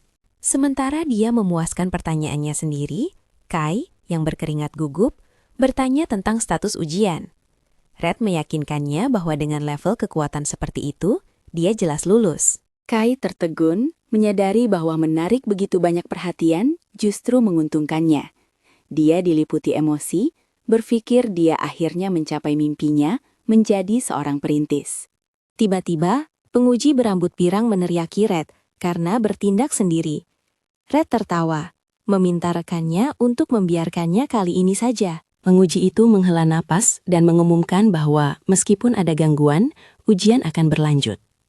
Dia mengklarifikasikan bahwa nomor 17, Ellie, telah lulus karena dia memecahkan barrier, tetapi kandidat lain akan menjalani tes tambahan. Ellie mengabaikan pengumuman itu. Tatapannya terpaku pada lorong gelap tempat Red membawa Kai pergi. Adegan berpindah ke latar industri. Red berdiri di luar mobil bersama Kai, sementara penyelidik berambut biru duduk di kursi pengemudi. Red menyuruhnya menunggu. Kai melihat sekelilingnya dan ekspresinya berubah menjadi sangat terkejut. Dia menatap lanskap puing-puing dan kehancuran yang masif, menyadari dengan ngeri bahwa Red telah membawanya kembali ke lokasi yang tepat di mana dia jatuh ke dalam limber tinta.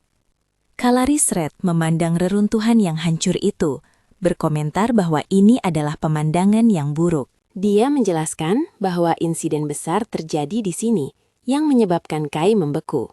Red menceritakan bahwa untuk pertama kalinya dalam sejarah, 2 perintis ditemukan benar-benar terkuras dan tanpa warna. Dia menambahkan bahwa saksi mata melihat makhluk besar di lokasi tersebut. Red berbalik tajam ke arah Kai, menunjukkan waktu kejadian yang mencurigakan. Dia mencatat bahwa tak lama setelah makhluk itu muncul, Kai muncul sebagai orang pertama yang memiliki warna hitam, menyebutnya sebagai sebuah kebetulan, matanya bersinar. Red menganalisis kekuatan Kai, menggambarkannya sebagai kemampuan yang menyerap warna lain. Kai berkeringat gugup saat Red menatapnya tajam, menyatakan ini adalah kemampuan yang benar-benar asing. Dalam hati, Kai panik, menyadari Red mencurigai koneksi itu sejak awal. Dia dengan panik bertanya-tanya apakah dia bisa lari. Tetapi melihat aura pria itu yang luar biasa, dia menyadari mustahil untuk melarikan diri dari seorang pahlawan. Tiba-tiba Red tertawa, memecahkan ketegangan. Dia melambaikan tangannya, mengakui dia hanya menguji Kai. Tapi mengeluh reaksi jujur Kai menghilangkan keseruannya. Kai menatapnya dengan bingung. Red mengklarifikasikan bahwa sementara pekerjaan resminya adalah menyelidiki insiden itu, dia secara pribadi lebih tertarik pada kemampuan unik Kai. Red menjelaskan bahwa kekuatan warna biasanya tidak bisa bercampur sama sekali. Namun, dia mengamati bahwa kemampuan Kai tampaknya mengabaikan aturan itu. Dia mengingat ujian kedua, menunjukkan bahwa Kai jelas tidak bisa mengendalikan kekuatannya. Kemudian, Kai tergagap mencoba menjelaskan, tapi Red memotongnya. Tubuh sang kaleris mulai bersinar dengan energi merah, dan dia menyatakan bahwa mereka perlu menjalankan tes. Kai menatapnya bingung. Red mengulurkan tangannya, menjelaskan bahwa dia perlu memahami cara kerja kemampuan itu. Dia tersenyum percaya diri, menantang Kai untuk mencoba menyerap energinya. Sekarang Kai panik dan mencoba menolak, memperingatkan Red itu terlalu berbahaya. Red hanya tertawa, memberitahu si pemula bahwa dia terlalu dini untuk mengkhawatirkan seseorang level dirinya. Kai terdiam, tampak tegang dan gugup, saat Red memerintahkannya untuk berhenti bicara dan coba saja. Hitam melambangkan Black Lens, kekuatan tidak menyenangkan yang melahap segalanya. Red berpikir bahwa membiarkan kemampuan berbahaya seperti itu tidak diperiksa tidak dapat diterima, karena bisa mengguncang fondasi Shining City. Sebuah rahasia gelap melintas di benaknya. Orang-orang belum mengetahuinya, tapi makhluk humanoid itu ada. Dia diam-diam memperingatkan Kai bahwa jika dia pernah menghadapi mereka, atau lebih buruk lagi, menjadi salah satu dari mereka, sang Kaleris mungkin harus memusnahkannya. Kai menghela napas, merasakan tekanan mengerikan yang memancar dari Red. Meskipun diintimidasi, Kai setuju untuk tes tersebut. Dia meraih pergelangan tangan Red dengan gugup, meminta konfirmasi bahwa jika ada yang salah, itu bukan salahnya. Sementara energi gelap bangkit dari tubuhnya. Saat mereka bersentuhan, gelombang kejut energi mendistorsi udara. Kai tersentak saat energi merah melonjak keras ke lengannya, kontras dengan aura hitamnya sendiri. Dia menyadari dia telah membuat kesalahan. Ledakan api besar meletus dari titik kontak, menyebabkan Kai berteriak kesakitan di dalam neraka itu. Dia berteriak agar Red berhenti, mengakui dia tidak bisa mengendalikan kekuatan itu, dan rasanya seperti lava cair mendidih di dalam dirinya. Dalam penglihatannya, Red tampak sebagai siluet seperti dewa yang menjulang tinggi dari api murni, menegaskan mengapa dia adalah seorang pahlawan. Red berdiri dengan tenang di dalam nyala api, mengamati. Dia mencatat bahwa energi hitam Kai menyedot kekuatannya tanpa henti, bertindak seolah-olah sedang kelaparan. Dia menyadari bahwa karena kekuatan Kai belum matang, individu yang kuat bisa menahan penyerapan itu. Tetapi kemampuan ini akan berakibat fatal seketika bagi kebanyakan orang biasa. Saat api berputar, mata Red menyipit dengan rasa ingin tahu yang lebih dalam. Dia berpikir, apa yang mereka lihat selama ujian tidak mungkin merupakan batas penuh dari kemampuan itu. Dia memutuskan dia ingin tahu bukan hanya bagaimana Kai menyerap warna, tetapi bagaimana warna yang diserap itu digunakan.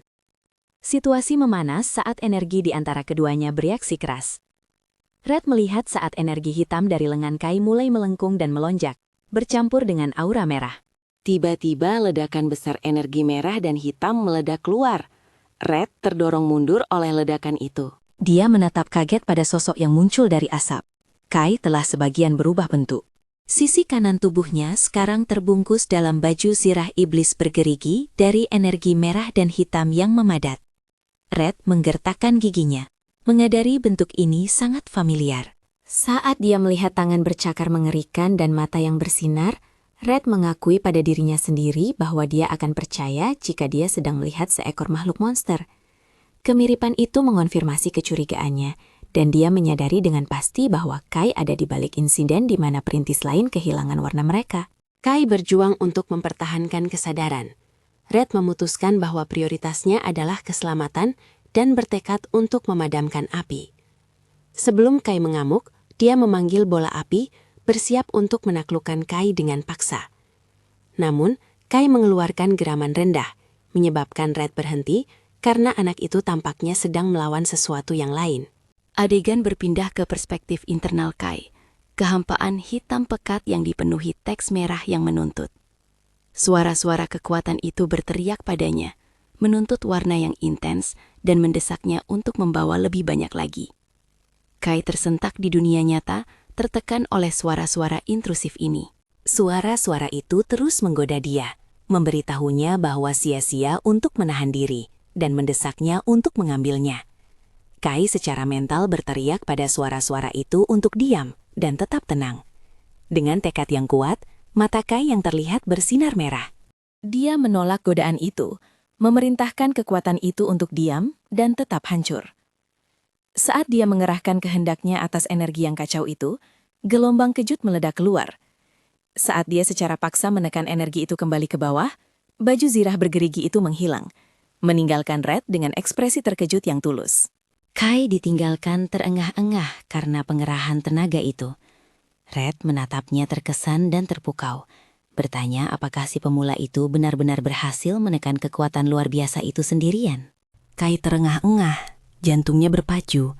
Dia berpikir gila rasanya dia bisa selamat, dan dengan panik bertanya-tanya mengapa dia mengamuk. Dia mendongak gugup, ketakutan. Dia kehilangan kendali di depan seorang koloris, Mengetahui dia perlu memahami kemampuannya, dia dengan ragu mendekati pria yang lebih tua itu. Red, bagaimanapun, tampak senang. Dia mengakui dia lengah karena kekuatan yang diserap Kai lebih kuat dari yang dia duga. Tapi dia menyeringai dan menyatakan eksperimen itu sukses, karena itu menyenangkan. Dia memberitahu Kai bahwa jika dia ingin mencapai apapun, dia harus bersedia mengambil resiko. Red memutuskan itu sudah cukup untuk tesnya, tetapi kemudian berhenti, mengatakan ada satu hal lagi. Dia mengingatkan Kai bahwa dia adalah penyelidik yang ditugaskan untuk insiden kehancuran di tempat ini, dan tugasnya adalah menemukan pelakunya. Dengan senyum tenang namun mengancam, dia menunjukkan bahwa orang di depannya terlihat seperti tersangka yang sempurna. Kai membeku, wajahnya pucat karena panik. Red menjelaskan betapa seriusnya situasi ini. Dia mengingat bagaimana saksi melihat makhluk bayangan besar, memperingatkan Kai bahwa lebih banyak orang tertarik pada kasus ini daripada yang dia kira. Dia berargumen bahwa begitu rumor tentang kemampuan hitam Kai menyebar, akan mudah bagi pihak berwenang untuk menyalahkan dia. Dia menunjuk ke distrik industri yang hancur, mencatat kerusakannya akan menelan biaya ratusan juta. Dia menambahkan bahwa jika pimpinan kota memutuskan Kai terlalu berbahaya, dia bisa diasingkan atau diubah menjadi tikus percobaan laboratorium. Kai menggertakkan giginya karena frustrasi, menyadari dia terjebak. Dia tahu tidak ada cara untuk membuktikan dia tidak bersalah. Tiba-tiba, Red menawarkan jalan keluar. Dia menyarankan bahwa jika Kai setuju untuk berada di bawah komandonya, dia mungkin bisa melakukan sesuatu. Tanpa ragu sedetik pun, Kai membungkuk pada sudut 90 derajat, berteriak keras bahwa dia menyerahkan dirinya dalam asuhan Red. Red menyuruhnya mendengarkan syarat lengkapnya dulu. Dia mengklarifikasi dia tidak akan memperbaiki semuanya secara gratis. Sebagai gantinya, Kai harus mengabulkan beberapa permintaan. Dia bertanya, apakah Kai pikir dia bisa menangani itu? Kai memaksakan senyum gemetar yang putus asa. Dalam hati dia berteriak bahwa apapun lebih baik daripada berutang jutaan atau menjadi eksperimen sains. Dia setuju dengan keras, berjanji untuk melakukan apa saja yang Red butuhkan. Di tanah tandus yang sunyi, sesosok makhluk kecil gemetar ketakutan hanya beberapa saat sebelum roda besar menghantam ke bawah, nyaris mengenainya.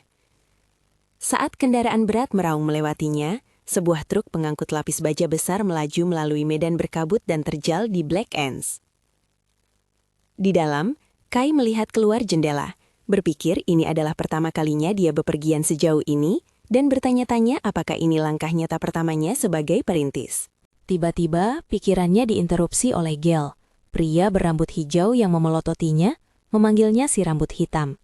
Gale dengan kasar memberitahu Kai bahwa dia mengganggu, dan memerintahkannya untuk diam. Meskipun Kai belum mengucapkan sepatah kata pun, Kai menatapnya dengan ekspresi bingung. Kai duduk dengan canggung di ruang angkut. Dia berpikir memulai sebagai perintis segera adalah apa yang dia inginkan. Tapi suasananya tegang. Dia melirik Gale yang marah dan Eli Kayan yang diam, mempertanyakan apakah berada di tim yang sama adalah langkah yang tepat. Sebuah kilas balik mengungkapkan percakapan dari hari sebelumnya. Red bertanya pada Kai yang terkejut apakah dia siap untuk bergabung dalam eksplorasi. Menjelaskan dia membutuhkannya untuk pergi ke tempat tertentu di area yang belum dipetakan. Melihat ekspresi gugup Kai, Red tertawa dan menyuruhnya untuk tidak khawatir. Red menunjukkan peta pada Kai, meyakinkannya bahwa dia tidak akan sendirian. Dia menjelaskan bahwa rekrutan baru yang lulus ujian juga akan dikerahkan ke area tersebut dan peta jalan resminya akan segera diumumkan. Kai hanya perlu berada di lokasi tepat waktu. Kembali ke masa sekarang, Kai melihat rekan satu timnya mencatat mereka sudah ada di truk. Terungkap bahwa, karena gangguan Red mengacaukan ujian sebelumnya, para peserta diberi kesempatan lagi. Banyak individu terampil, termasuk Gale, lulus das tambahan yang ketat. Sementara itu, Eli Kian, pemula peringkat teratas, bergabung dengan tim Red atas permintaannya sendiri yang spesifik. Gale menatap Kai dengan kebencian yang mendalam, tidak percaya dia dipermalukan oleh orang bodoh. Dia mengingat kembali pertarungan mereka. Yakin dia hanya kalah karena dia lengah sesaat. Dan bersumpah itu tidak akan terjadi lagi. Dia mengancam Kai, memperingatkannya untuk bersiap begitu eksplorasi berakhir. Dia bergumam bahwa jika Raffian tidak berada di belakangnya, Kai pasti sudah mati. Ellie Kayan menyela dengan dingin, menyuruh Gale berhenti bicara, mengejeknya bahwa dia mungkin akan jatuh dalam satu pukulan lagi. Gale menoleh padanya dengan kemarahan, bertanya apa yang baru saja dia katakan. Ellie mengabaikannya, menyatakan bahwa Gale bukan tandingan Kai. Kai menatap Ellie dengan terkejut dan harapan, berpikir mungkin dia adalah seseorang yang bisa diajak berelasi. Namun, Ellie mengalihkan tatapan dinginnya ke Kai, membingungkannya dengan menyebutkan perjanjian masa lalu yang konon mereka buat. Dia memelototinya, menyatakan bahwa yang kalah harus tetap diam dan mengikuti perintah, meninggalkan Kai kebingungan. Kai berdiri canggung di antara dua perintis yang bermusuhan, merasakan tekanannya. Dia menghela napas, menyadari dinamika tim akan sulit dikelola. Adegan berpindah saat kendaraan pengangkut bergerak melintasi perairan gelap tanah tandus menuju fasilitas yang jauh. Kendaraan tiba di dermaga pemuatan yang sibuk dengan pekerja memindahkan persediaan. Kelompok itu turun. Kai, Ellie, Gale, dan rekrutan lainnya berjalan keluar menuju pangkalan depan untuk Korps Perintis Dawn. Kai kagum dengan tingkat aktivitas yang tinggi, mencatat Korps peringkat S, persediaan luar biasa, sesuatu yang tidak dia sadari ketika dia bertualang ke Blacklands sendirian. Tiba-tiba, sebuah jari menusuk pipi Kai, mengejutkannya. Dia berbalik untuk melihat Mari yang tersenyum, yang dengan ceria menjelaskan bahwa karena ini misi pertamanya, dia harus ikut untuk mendukungnya. Mari membuka jaketnya, mengungkapkan Nero ikut serta. Kai memegang kucing hitam itu, berterima kasih pada Mari karena telah merawatnya. Dia tersenyum hangat, berkata Nero adalah keluarga. Dia menjelaskan, dia mendapat kesempatan bagus untuk bergabung dengan tim eksplorasi sebagai staf pendukung, menyatakan keterampilannya berguna di sini. Pengeras suara mengumumkan waktu berkumpul. Kerumunan perintis berdiri di tanah tandus abu-abu saat pengumuman berlanjut bahwa mereka akan segera memasuki Blacklands. Kai menyerahkan Nero kembali ke Mari, menyuruhnya untuk merawatnya. Mari memperingatkannya untuk tidak melakukan sesuatu yang berbahaya, dan dia tersenyum, memberitahunya dia akan menemuinya nanti. Mari memeluk Nero, tapi kucing itu tiba-tiba melompat keluar dari lengannya, mengejutkannya. Dia meneriakkan nama Nero saat kucing itu berlari ke arah Kai dan tenggelam ke dalam bayangan di tanah. Mata Mari membelalak kaget melihat gerakan yang tidak wajar ini. Dia tergagap mencoba memanggil Kai, bingung. Kelompok itu tiba di pintu masuk gua yang gelap dan dijaga ketat. Di depan, seorang wanita dengan rambut oranye cerah dan jas putih berteriak agar semua orang bersiap, mengumumkan rekrutan baru akan segera memasuki Blacklands. Dia berteriak bahwa keselamatan adalah prioritas utama. Dia memperingatkan bahwa pengintaian telah melaporkan makhluk berbahaya tak dikenal di area 21. Zona yang sangat berbahaya, di mana mayat makhluk peringkat A ditemukan. Tiba-tiba seorang perintis pria berlari ke arah wanita berambut oranye itu, memanggilnya Oransia.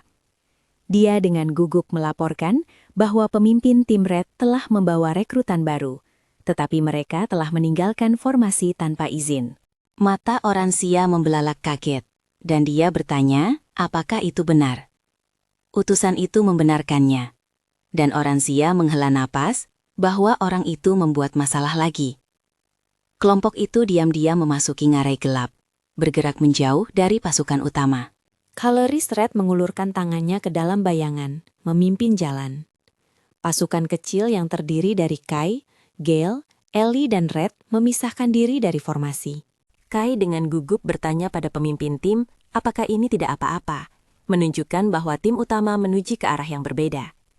Red membenarkan bahwa tujuan mereka berbeda. Kai menoleh ke belakang pada Gale dan Ellie, khawatir karena pasukannya semua adalah rekrutan baru. Gale tiba-tiba membentak, menuntut untuk tahu mengapa dia dan Ellie harus ikut. Berteriak bahwa dia mendengar Red hanya berniat membawa Kai dan dia merasa terhina. Red tersenyum, aura merahnya berkobar. Dia menjelaskan bahwa bimbingan pribadinya bukanlah sesuatu yang bisa diterima sembarang orang. Jadi tidak adil jika Kai satu-satunya yang mendapat manfaat. Dia meyakinkan Gale yang marah bahwa meskipun dia tidak akan menyuapi mereka, dia juga tidak akan membiarkan mereka terluka parah. Dia memotong pembicaraan, memerintahkan mereka untuk bergerak. Mata Kai membelalak saat mereka bertemu musuh. Jauh di dalam gua, kelompok itu dikelilingi oleh makhluk bayangan. Sementara Red memegang lentera, Kai, Gale, dan Ellie terlibat dalam pertarungan jarak dekat yang kacau. Seekor binatang besar mirip serigala menerjang dari kegelapan. Ellie kian bereaksi seketika, pedang energi birunya menembus tubuh makhluk itu. Dia mendarat dengan anggun, menyadari inilah realitas Blacklands. Dikelilingi oleh mata yang bersinar, dia mencatat lingkungan yang menyesakan dan gelombang monster yang konstan. Mengakui ini berbeda dari pelatihan, dia mencengkram pedangnya, bertekad untuk mengatur kekuatannya dengan hati-hati. Ellie melirik dari balik bahunya, berpikir dia perlu bergerak lebih efisien. Dia melihat Kai dan berkata pada dirinya sendiri, dia tidak ingin tertinggal darinya. Sementara itu, Kai mencengkram leher makhluk bayangan dan dengan brutal menghancurkannya dengan tangan kosong. Ellie Kayan menatap Kai dengan sangat terkejut. Dia bertanya padanya mengapa dia tidak menggunakan dropper. Kai ragu-ragu, mengingat ujian masuk dan mengakui bahwa dia tidak memilikinya. Dia menjelaskan harganya terlalu mahal dan dia merasa baik-baik saja bertarung tanpanya. Membiarkan Ellie menatap tak percaya. Gale tercengang, berteriak, tidak masuk akal bagi seorang perintis untuk tidak pernah menggunakannya. Dropper adalah alat penting bagi perintis. Digunakan untuk memasukkan energi warna ke senjata untuk melawan makhluk. Untuk memburu monster-monster ini dengan benar, seseorang harus mewarnai mereka menggunakan dropper. Kelompok itu melihat Kai berdiri di atas musuh yang dikalahkan, dan mereka mempertanyakan bagaimana dia berhasil mengalahkan mereka dengan tangan kosong tanpa alat penting itu. Tangan Gale gemetar saat dia mencengkram senjatanya sendiri, menyadari kesenjangan dalam kemampuan mereka. Dia mengingat penghinaan saat ujian. Menyabari dia bahkan tidak bisa menggores seseorang yang tidak menggunakan dropper. Gale menggertakkan giginya karena frustasi. Dia memelototi punggung Kai, bersumpah pada dirinya sendiri bahwa dia akan menghancurkan Kai dengan tangannya sendiri suatu hari nanti. Saat mereka terus masuk lebih dalam ke gua, Red memimpin jalan dengan lentera, sementara Gale mengikuti, mendidih karena marah. Red melirik kembali ke pasukannya dengan seringai, berpikir tidak buruk melihat dua jenius termotivasi oleh seorang pemula. Dia tersenyum, percaya segalanya akan menjadi lebih menarik. Dia dengan ceria mendesak kelompok itu untuk berusaha sedikit lagi, memberitahu mereka bahwa mereka hampir sampai dan menyarankan mereka menyelesaikannya dengan cepat untuk mengadakan pesta setelah pertempuran melawan Shadow Beast. Bangkai makhluk mirip serigala tergeletak berserakan. Kalaris Red menyerukan istirahat 10 menit, meskipun dia memperingatkan kelompok itu, Gale, Kai, dan Ellie Kayan, bahwa misi sebenarnya belum dimulai. Gale menghela napas, mengeluh dia telah menggunakan sejumlah besar energi warnanya. Dia mengeluarkan botol kecil berisi cairan hijau yang bersinar. Saat Gale minum, Kai mengidentifikasikannya sebagai tinta pribadi. Ini adalah tinta alkimia yang dimurnikan secara khusus. Persediaan penting namun langka bagi perintis yang memulihkan warna mereka, karena harus dibuat agar sesuai dengan warna unik pengguna. Harganya gila-gilaan mahalnya. Kai menonton dengan iri saat Gale dan Ellie meminum tinta khusus mereka, berharap dia punya dana untuk kemewahan seperti itu. Kai dengan cepat menepis pikiran itu, berjalan menjauh dari kelompok. Dia mengulurkan tangannya ke arah mayat makhluk bayangan yang kalah. Pusaran energi gelap yang masif meletus dari tubuhnya. Saat Kai mengaktifkan kemampuannya menyerap bayangan langsung ke tangannya, energi hitam mengalir ke dalam dirinya. Kai mengepalkan tinjunya, energinya pulih sepenuhnya, dan mengumumkan pemulihannya selesai. Dia berbalik ke rekan satu timnya yang menatap dengan ngeri dan tidak percaya. Ellie dengan ragu bertanya, apakah dia yakin dia baik-baik saja? Kai menepis kekhawatiran mereka, menjelaskan dia sudah melakukan ini beberapa kali. Gale berteriak tak percaya bahwa Kai baru saja menyerap monster tanpa berkedip. Sebelum mereka bisa melanjutkan, Red menyela, menyatakan istirahat sudah berakhir. Kelompok itu bepergian lebih dalam ke ngarai sampai Red mengumumkan mereka telah tiba. Tim melihat kubah berputar besar dari energi hitam murni menghalangi jalan mereka. Kai menatap, bergumam bahwa itu terlihat seperti tirai hitam. Red tersenyum pada ekspresi terkejut Kai dan mengungkapkan bahwa barrier gelap ini adalah alasan spesifik dia membawa Kai untuk berdemonstrasi. Red memanggil bola energi merah dan melepaskan sinar kuat ke kubah hitam itu.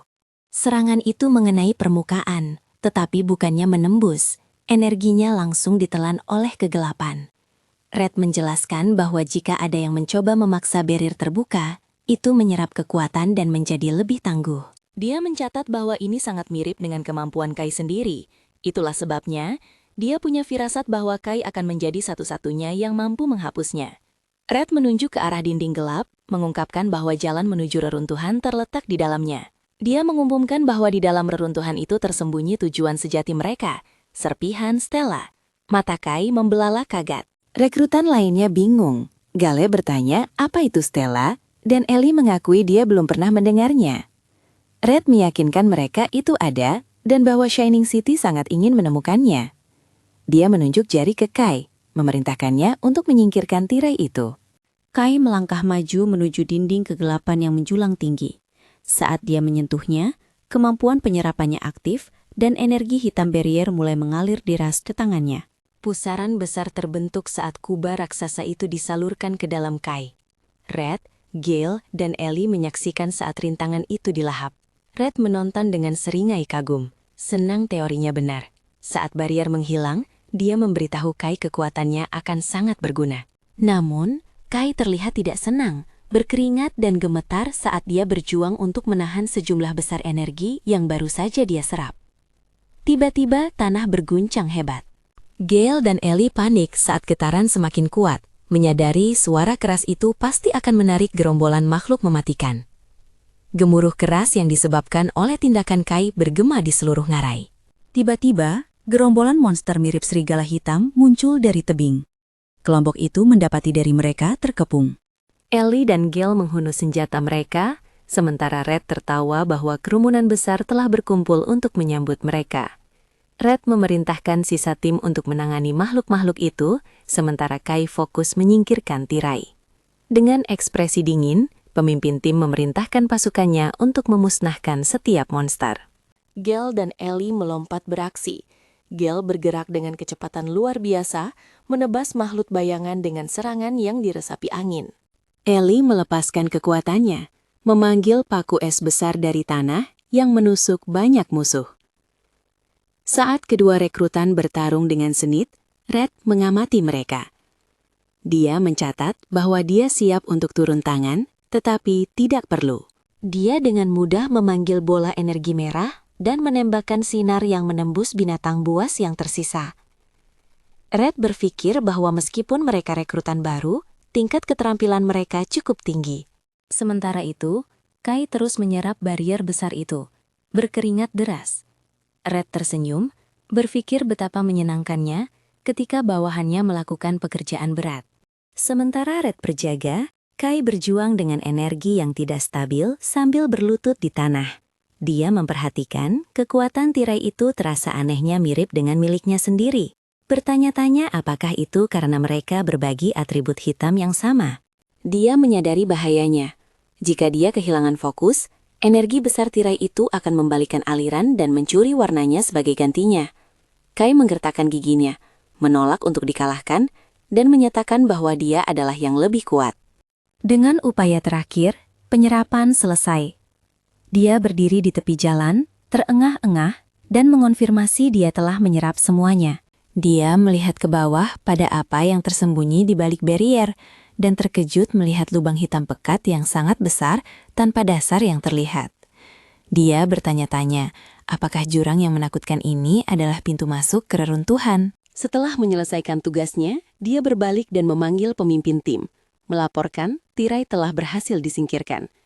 Dengan barrier yang hilang, Red memuji Kai atas pekerjaan yang dilakukan dengan baik. Dia memanggil anggota tim lainnya, mengumumkan tirai sudah turun dan memerintahkan mereka untuk menyelesaikan pembersihan. Tiba-tiba, ekspresi Red berubah menjadi sangat terkejut saat dia merasakan bahaya langsung. Bergerak dengan kecepatan menyilaukan, dia bergegas maju dan dengan paksa meraih Ellie dan Gale, menarik mereka kembali. Sesaat kemudian, tebasan energi tak terlihat yang besar merobek udara, mengukir lubang dalam ke tanah tempat mereka berdiri. Serangan itu menghancurkan, mencabik-cabik Shadow Monster yang tersisa. Puing-puing berjatuhan saat Red, Ellie, dan Gale mendarat dengan aman di lereng yang lebih tinggi. Gale menatap ngeri, menyadari dia akan terbunuh seketika tanpa intervensi Red. Red tampak muram, menghela napas bahwa kurangnya perlawanan sebelumnya adalah karena ada sesuatu yang lain yang menakuti monster itu. Dia mengingat laporan bahwa entitas berbahaya sedang mengintai di dekatnya. Melalui debu, sebuah siluet muncul berjalan ke arah mereka, menyeret pedang besar. Red berkomentar bahwa mereka kehabisan waktu untuk main-main. Penyerang melangkah ke dalam cahaya. Itu adalah seorang pria dengan rambut runcing, putih di satu sisi dan hitam di sisi lain. Separuh wajahnya termakan oleh pertumbuhan seperti topeng gelap, dan dia membawa koleksi senjata berbeda di punggungnya. Orang asing itu memelototi para perintis dengan aura yang menakutkan. Red berdiri di antara timnya dan ancaman baru itu, memerintahkan Kai dan yang lainnya untuk mendengarkan dengan cermat. Red buru-buru menyodorkan lentera ke tangan Kai, memberinya perintah panik. Dia memberitahu Kai dan yang lainnya bahwa mereka harus segera memasuki reruntuhan dan menemukan serpihan stela. Kai menatap pemimpin tim dengan mata lebar yang cemas. Dia bertanya apakah Red mengharapkan mereka turun ke sana sendirian. Red meyakinkannya bahwa dengan kemampuan mereka, mereka lebih dari mampu. Namun, Red tidak menunggu mereka setuju. Dengan ledakan kekuatan yang tiba-tiba, dia mendorong Kai, Ellie, dan Gale ke arah jurang gelap. Meneriaki mereka untuk berhenti merengek dan pergi saja. Kai meneriakkan nama pemimpin tim dengan panik. Saat ketiga rekrutan itu jatuh ke dalam lubang yang dalam, ditinggalkan sendirian, Red berdiri membelakangi jatuhan itu. Aura merahnya bersinar. Suara salah satu rekrutan bergema dari dalam, bertanya apa yang harus mereka lakukan sendirian, sementara siluet mengancam dari orang asing bersenjata itu menjulang di belakang Red.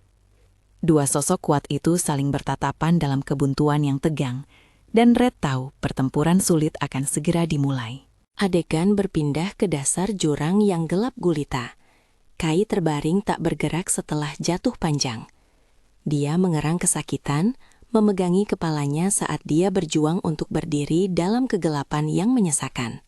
Mengingat lentera yang diberikan Red padanya, dia mengaktifkannya. Bertanya-tanya apakah dia ada di dalam reruntuhan. Cahaya menyala, menerangi area tersebut.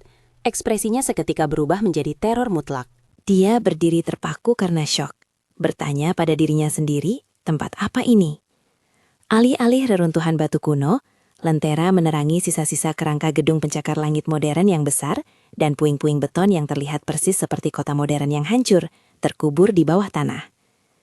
Kai berdiri di tepian menggunakan lenteranya untuk menerangi kegelapan. Dia tidak bisa berkata-kata melihat struktur kota hancur yang masif terkubur di bawah tanah. Dia kagum tempat seperti itu bisa ada, tapi mengeluh dia tidak bisa melihat dengan jelas. Tiba-tiba, sebuah suara menyuruhnya berhenti mengeluh dan menuju ke arah cahaya. Kai melihat rekan satu timnya, Gale dan Ellie, mengakui dia takut terpisah. Gale menyalahkan Kai karena membuat mereka berkeliaran, tapi Ellie dengan tajam membalas bahwa Gale sama tersesatnya.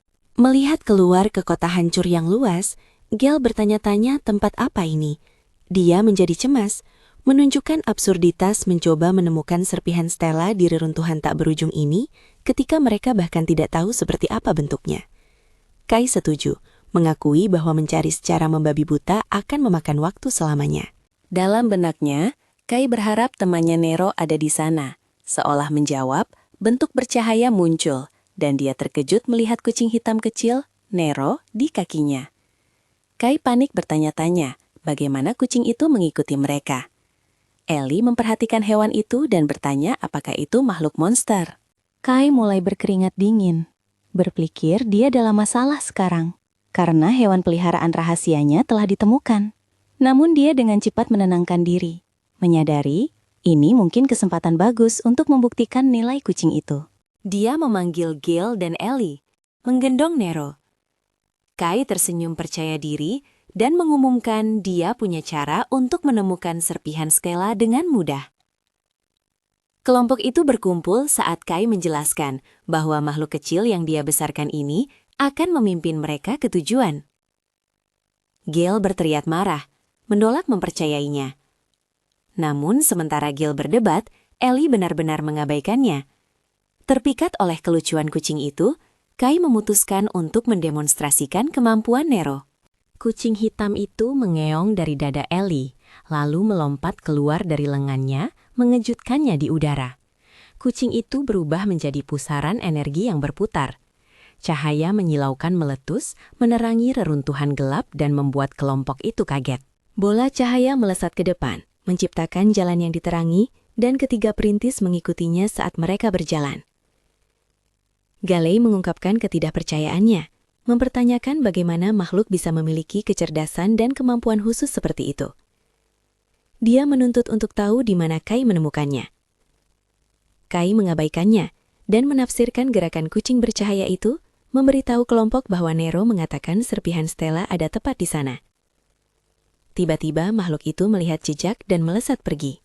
Jejak cahaya berliku melalui kota yang hancur, dan kelompok itu tiba di struktur beton besar.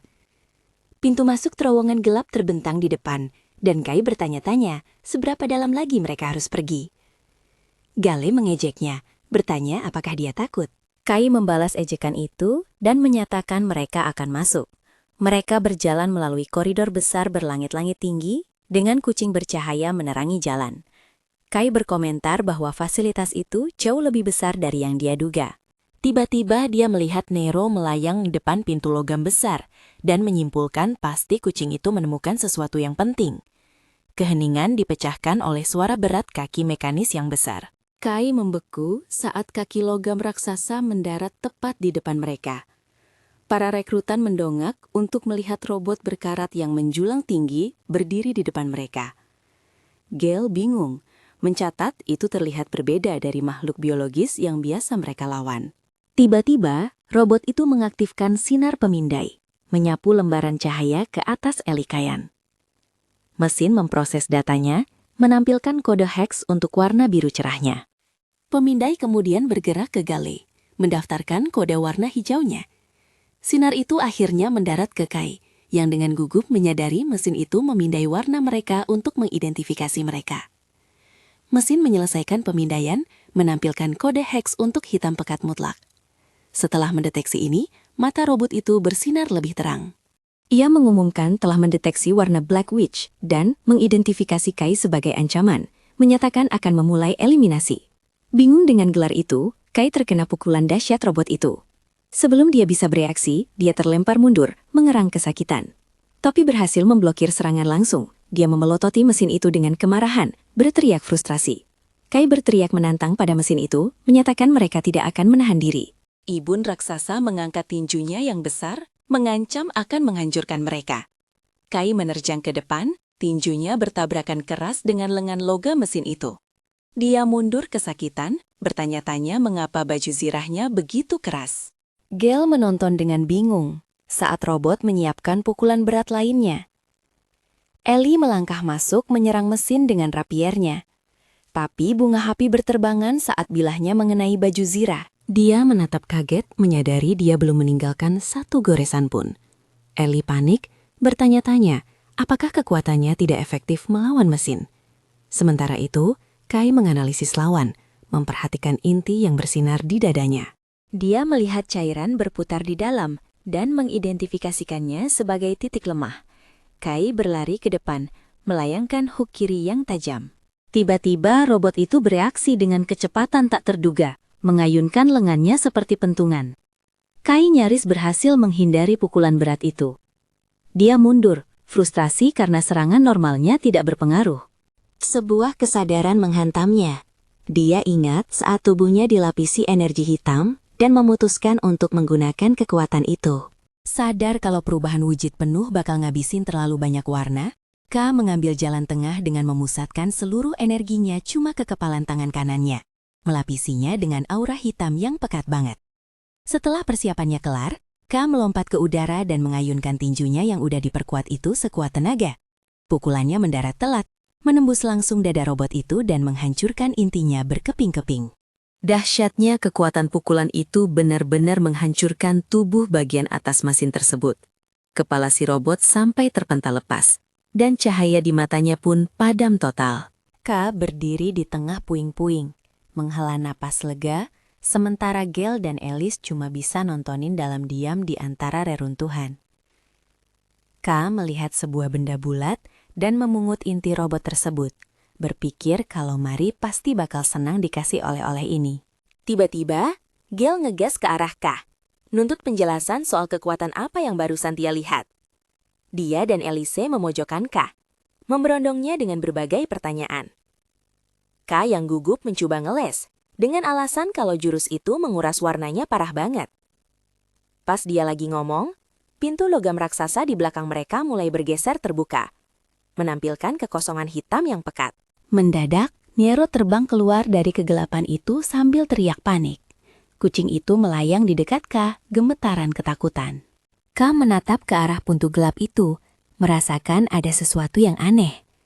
Meskipun si kucing udah ngasih peringatan, dia malah melangkah mendekat, mengakui kalau dia nggak bisa melihat apapun di dalamnya. Begitu ujung jarinya menyentuh kegelapan itu, permukaan hitam tersebut beriak kayak air. Tiba-tiba, kegelapan itu meledak keluar. Tentakel bayangan raksasa memancar dari pintu itu dan menyelimuti mereka semua. Gale dan Alice berteriak histeris saat mereka diseret paksa menuju pintu masuk. Tak berdaya melawan kekuatan itu, mereka bertiga tersedot ke dalam kekosongan hitam. Kelompok itu jatuh melewati ruang hitam tanpa ujung, sebelum akhirnya mendarat di lingkungan baru yang gelap gulita. Gale mengerang kesakitan, ngeluh soal jatuhnya tadi dan gelapnya tempat itu. Dia mengangkat tangannya buat ngecek kondisinya sendiri, tapi tiba-tiba terdiam saat menyadari ada yang aneh. Dia nunduk melihat dadanya dan mencengkram jaketnya karena syok berat, baru sadar soal warnanya. Warna hijau yang jadi identitas kekuatannya lenyap total, bikin dia jadi hitam putih doang. Ka dan Alice berdiri di sebelahnya, sama-sama ketakutan setengah mati. Seluruh dunia di sekitar mereka, termasuk tubuh mereka sendiri, sudah kehilangan semua saturasi warnanya. Mereka berdiri di realitas monokrom ini, bingung dan ketakutan, bertanya-tanya apa yang sebenarnya terjadi pada mereka. Jauh dari reruntuhan bawah tanah itu, seekor kalajengking kecil merayap melintasi tanah tandus dengan latar belakang kota yang bersinar terang. Di suatu tempat di kota itu, berdiri kantor pemerintahan timur. Di dalamnya, seorang pejabat besar yang dikenal sebagai kepala biro berteriak marah, menuntut info apakah targetnya sudah ditemukan. Seorang bawahan dengan gugup melapor kalau individu tersebut sedang dalam misi eksplorasi bersama Caloris Red, menambahkan kalau bocah itu secara khusus minta mereka buat nggak ikut campur. Si kepala biro makin murka, teriak-teriak soal warna hitam. Dia nggak habis pikir kenapa Red nekat bawa seseorang dengan warna berbahaya kayak gitu ke lapangan. Dia ngomel kalau biarpun Red itu pahlawan, tindakan ini udah kelewatan batas. Kepala biro menjelaskan kalau kemunculan makhluk baru-baru ini bikin Dewan Penguasa geger, takut kalau bencana gelombang hitam sudah dimulai. Dia ngeluh kalau dialah yang bakal disalahin nantinya. Pas dia lagi ngomel, seorang wanita muda berambut pink dan kuning tersenyum menggoda, bilang kalau si bapat lagi marah banget. Wanita itu, Camelia, pemimpin pasukan perintis Fajar, menyarankan si kepala biro buat tenang dulu sebelum dia malah masuk rumah sakit. Camelia menjelaskan kalau dia ngerti kekhawatiran si bapak, tapi jangan terlalu cepat ambil kesimpulan. Dia bertanya, apa si bapak benar-benar percaya kalau Red bakal bertindak tanpa mikir panjang? Dia berargumen kalau Red itu pengaman yang bisa diandalkan, orang yang pas buat mengawasi bocah itu. Camelia menyarankan kalau membawa individu berisiko tinggi mungkin malah bisa ngasih hasil positif yang tak terduga. Dia menyeruput tehnya, menegaskan kalau yang mereka butuhkan sekarang adalah kepercayaan, bukan kekhawatiran. Tapi Camelia langsung meringis karena tehnya pahit banget. Si kepala biro nyuekin dia dan menuangkan gula dalam jumlah banyak banget ke dalam teko. Sementara Camelia heran gimana bisa ada orang yang minum semanis itu. Kepala biro membentak Kamelia supaya fokus. Ekspresi Kamelia langsung berubah serius. Dia mengakui kalau kepala biro waspada terhadap warna hitam karena itu identik dengan legenda penyihir hitam. Dia menarasikan kalau warna hitam melambangkan kematian dan ketakutan, merujuk pada bencana sejarah yang disebabkan oleh penyihir itu yang dikenal sebagai gelombang hitam pertama. Dia menjelaskan kalau umat manusia hampir punah saat itu, ketika dunia diselimuti kabut gelap dan makhluk-makhluk bermunculan menciptakan wilayah hitam. Kamelia memprediksi gelombang lain pasti bakal terjadi dan eksplorasi mereka ini pada akhirnya adalah soal bertahan hidup. Dia menyinggung anomali baru-baru ini dan kemunculan pengguna warna hitam dengan tatapan penuh tekad. Dia bilang ke kepala biro kalau mereka harus menggunakan setiap tetes kekuatan yang ada, bahkan warna hitam sekalipun, dan mendesaknya buat membujuk dewan. Kepala biro terlihat pasrah, mengakui kalau itu nggak segantang kedengarannya. Namun, dia melihat ke sebuah dokumen yang berisi foto K dan berjanji bakal mencoba yang terbaik. Menatap gambar itu, kepala biro bergumam, kalau mungkin saja nasib kota ini bakal bergantung pada satu bocah ini. Sementara itu, 3 perintis kita berdiri di kekosongan hitam pekat tanpa ujung. Tubuh mereka bersinar sebagai garis putih. Mereka bingung banget ada di mana sebenarnya. Gale menoleh ke K dengan panik, menunjuk dan teriak kalau warna mereka hilang, menuntut kenapa K masih punya warnanya. K dengan bosan menjawab kalau dia nggak tahu sama sekali, menduga mungkin karena warnanya emang hitam jadi cocok sama kegelapan ini. Tiba-tiba Gale membungkuk kelelahan dan Alice memegangi kepalanya, merasa lemas. K melihat dengan bingung, heran kenapa dia doang yang baik-baik saja. Dia sadar mungkin karena dia menghabiskan hidupnya sebagai orang tanpa warna, jadi ini bukan hal baru. Gale menyebutkan ada sensasi aneh di dalam tubuhnya. Dia menyipitkan mata dan melihat cahaya redup berdenyut di dalam dirinya, kayak sebuah inti. Tiba-tiba, suara bisikan menyeramkan menghujani mereka. Mereka melihat sekeliling dengan waspada. Ketakutan, Gale berteriak ke dalam kegelapan, menuntut siapapun yang berbisik buat menampakkan diri. K mendengarkan, bertanya-tanya, apa itu suara yang biasa ngomong sama dia, tapi sadar kalau ini sesuatu yang beda. Tepat saat itu, siluet hantu wanita berambut panjang muncul dari bayang-bayang. K merasakan kehadiran itu dan menoleh tajam. Gale dan Alice membeku karena syok. Tergagap ketakutan, gak bisa memastikan apakah wujud hantu itu adalah makhluk musuh atau bukan. Mereka ketakutan karena makhluk itu muncul instan tanpa peringatan. Sosok bayangan misterius itu mengangkat tangan dan menunjuk jarinya ke dada K. K membeku. Matanya membelalak saat sadar kalau dia yang lagi diincar. Pikirannya ditarik paksa ke dalam penglihatan kacau tentang pusaran energi yang melahap sebuah kota. Pemandangan berubah jadi mimpi buruk berwarna merah darah tentang dunia yang hancur, dikuasai oleh binatang buas raksasa. Sebuah mata raksasa terbuka di langit, di atas gerombolan makhluk bayangan. Sementara seekor binatang bermata banyak yang mengerikan menatap tajam dari kerumunan. Penglihatan itu beralih ke wajah wanita misterius berambut panjang yang menatapnya dengan satu mata bersinar. K mendapati dirinya berdiri di depan energi biru yang masif dan luar biasa. Gak yakin apakah dia melihat ingatan atau kenyataan, kebingungannya makin parah, dan dia mulai mempertanyakan identitasnya sendiri. Jauh di alam bawah sadarnya, sebuah suara dari cahaya terang menyatakan kalau dia butuh nama. Sosok buram yang tersenyum dari masa lalunya, memberinya nama K, menyemangatinya buat menemukan cahaya dan warnanya sendiri. Penglihatan itu berakhir mendadak, dan K tersentak kembali ke masa kini, dengan napas tersengal keras. Dia terlihat ketakutan, berkeringat dingin, saat syok dari ingatan itu menghantamnya. Dia terhuyung di dalam kekosongan, memegangi kepalanya dan terengah-engah, mengutuk kenapa adegan gak enak kayak gitu maksa masuk ke pikirannya. K mencengkram kepalanya, mencoba memproses penglihatan yang kacau itu. Dia berusaha mati-matian mempertahankan ingatan yang mulai pudar itu, meyakinkan dirinya kalau pasti ada jawaban di sana. Tiba-tiba, nama Rumiel muncul dari benaknya. Dia bingung, bertanya-tanya siapa itu. Pikirannya terputus oleh Gale yang udah kehilangan kendali diri. Si pendekar pedang itu berteriak ke dalam kegelapan, menantang musuh yang gak kelihatan dan mengayunkan pedangnya. Berhalusinasi liar seolah lagi perang. Cam menoleh dan melihat Gale mengayunkan senjatanya, bahaya banget, di dekat Alice yang lagi ketakutan. Gale berteriak, benar-benar lepas dari kenyataan. Alice gemetaran, memohon supaya Gale berhenti dan jangan nyuekin dia.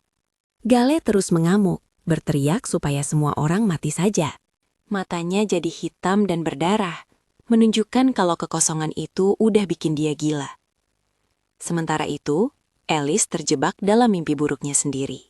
Air mata cairan hitam mengalir di wajahnya saat dia memegangi kepalanya, meminta maaf pada kakaknya, menghidupkan kembali ingatan traumatis. Ka melihat dengan cemas, sadar kalau rekan timnya mulai hancur mentalnya. Dia paham kalau makhluk dan ruang ini lagi merusak mereka dan memutuskan mereka harus kabur sekarang juga. Tiba-tiba, suara khas Nero bergema. Ka mendongak dan melihat bentuk putih bercahaya terbang ke arahnya. Dia tersenyum lega, sadar kalau Nero aman. Dia menyapa kucing itu, nanya apa dia baik-baik saja. Nero terbang berputar-putar dengan panik, memberi isyarat ke arah kejauhan. Ka mengerti kalau Nero ngasih tahu ada sesuatu di sebelah sana. Kucing itu terbang menjauh, meninggalkan jejak cahaya. Ka memutuskan buat mengikuti jalur itu. Tapi Ka berhenti sebentar dan menengok ke belakang ke arah rekan timnya. Gale masih mengayunkan pedangnya dengan brutal di atas Alice yang trauma berat. Ka sadar, dia nggak bisa ninggalin mereka gitu saja. Dia menoleh ke Nero dan nanya apa kucing itu bisa pakai kemampuannya buat bantu. Gelombang besar cahaya pemurnian meledak dari si kucing, menyelimuti Gale dan Alice. Di dalam cahaya itu, korupsi kegelapan mulai menguap.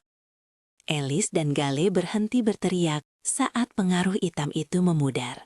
Ka melihat dengan puas, mencatat kalau cahaya itu mempan buat teman-temannya. Setelah memastikan mereka terlindungi, Ka menyuruh mereka tetap di sana.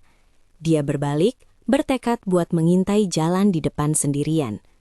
Ka berjalan menembus kekosongan hitam pekat, mengikuti jejak cahaya Nero.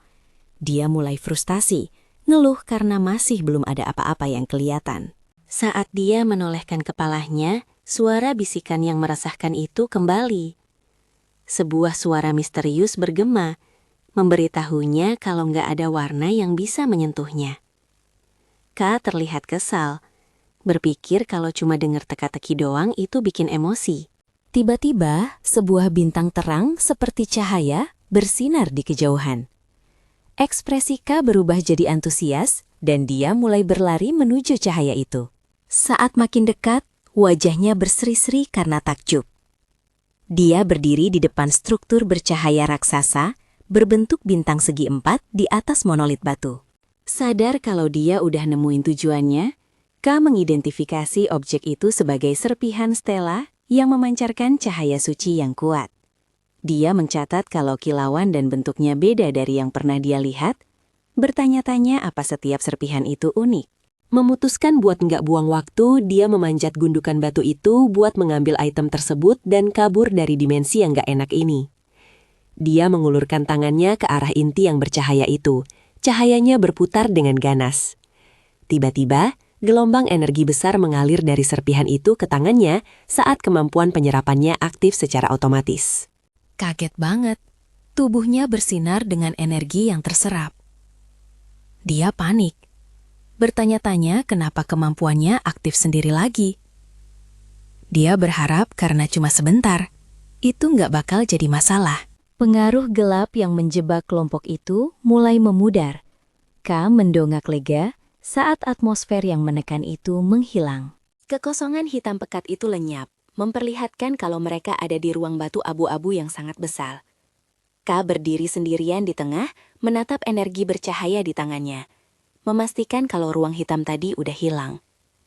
Dia merenungkan sifat wilayah hitam, mencatat kalau daerah berbahaya ini selalu penuh kejutan. Gale dan Alice mulai sadar dan menatap Ka dengan tatapan gak percaya. Nanya apa, mereka baik-baik saja. Tapi Gale malah menunjuk Ka dengan nada menuduh. Sementara Alice bertanya dengan syok, gimana bisa dia tetap baik-baik saja? K menjawab kalau dia nggak tahu. Dia mengalihkan perhatian mereka ke objek bercahaya di tangannya, mengumumkan kalau mereka udah nemuin targetnya. Mereka mengidentifikasi objek yang berputar dengan cahaya pelangi itu sebagai serpihan stela. Tim berkumpul buat memeriksanya. Gale skeptis kalau benda sekecil itu adalah apa yang dimaksud oleh ketua tim Red. Alice takjub kalau sesuatu yang begitu kecil bisa membawa begitu banyak warna di samping mereka. Nero melayang, menatap tajam ke bola bercahaya itu. K mengkonfirmasi kalau nggak ada efek negatif di tubuhnya. Tapi Nero melayang makin dekat, matanya terkunci pada energi yang bersinar itu. Tiba-tiba kucing itu membuka mulutnya lebar-lebar, membayangi artefak tersebut. Sebelum ada yang sempat bereaksi, Nero menelan serpihan stela itu bulat-bulat. Wajahnya berubah jadi ekspresi horor dan syok total. Gale dan Ellie sama-sama ketakutan setengah mati, meneriaki kucing itu dengan panik, menuntut buat tahu apa yang barusan dia lakuin.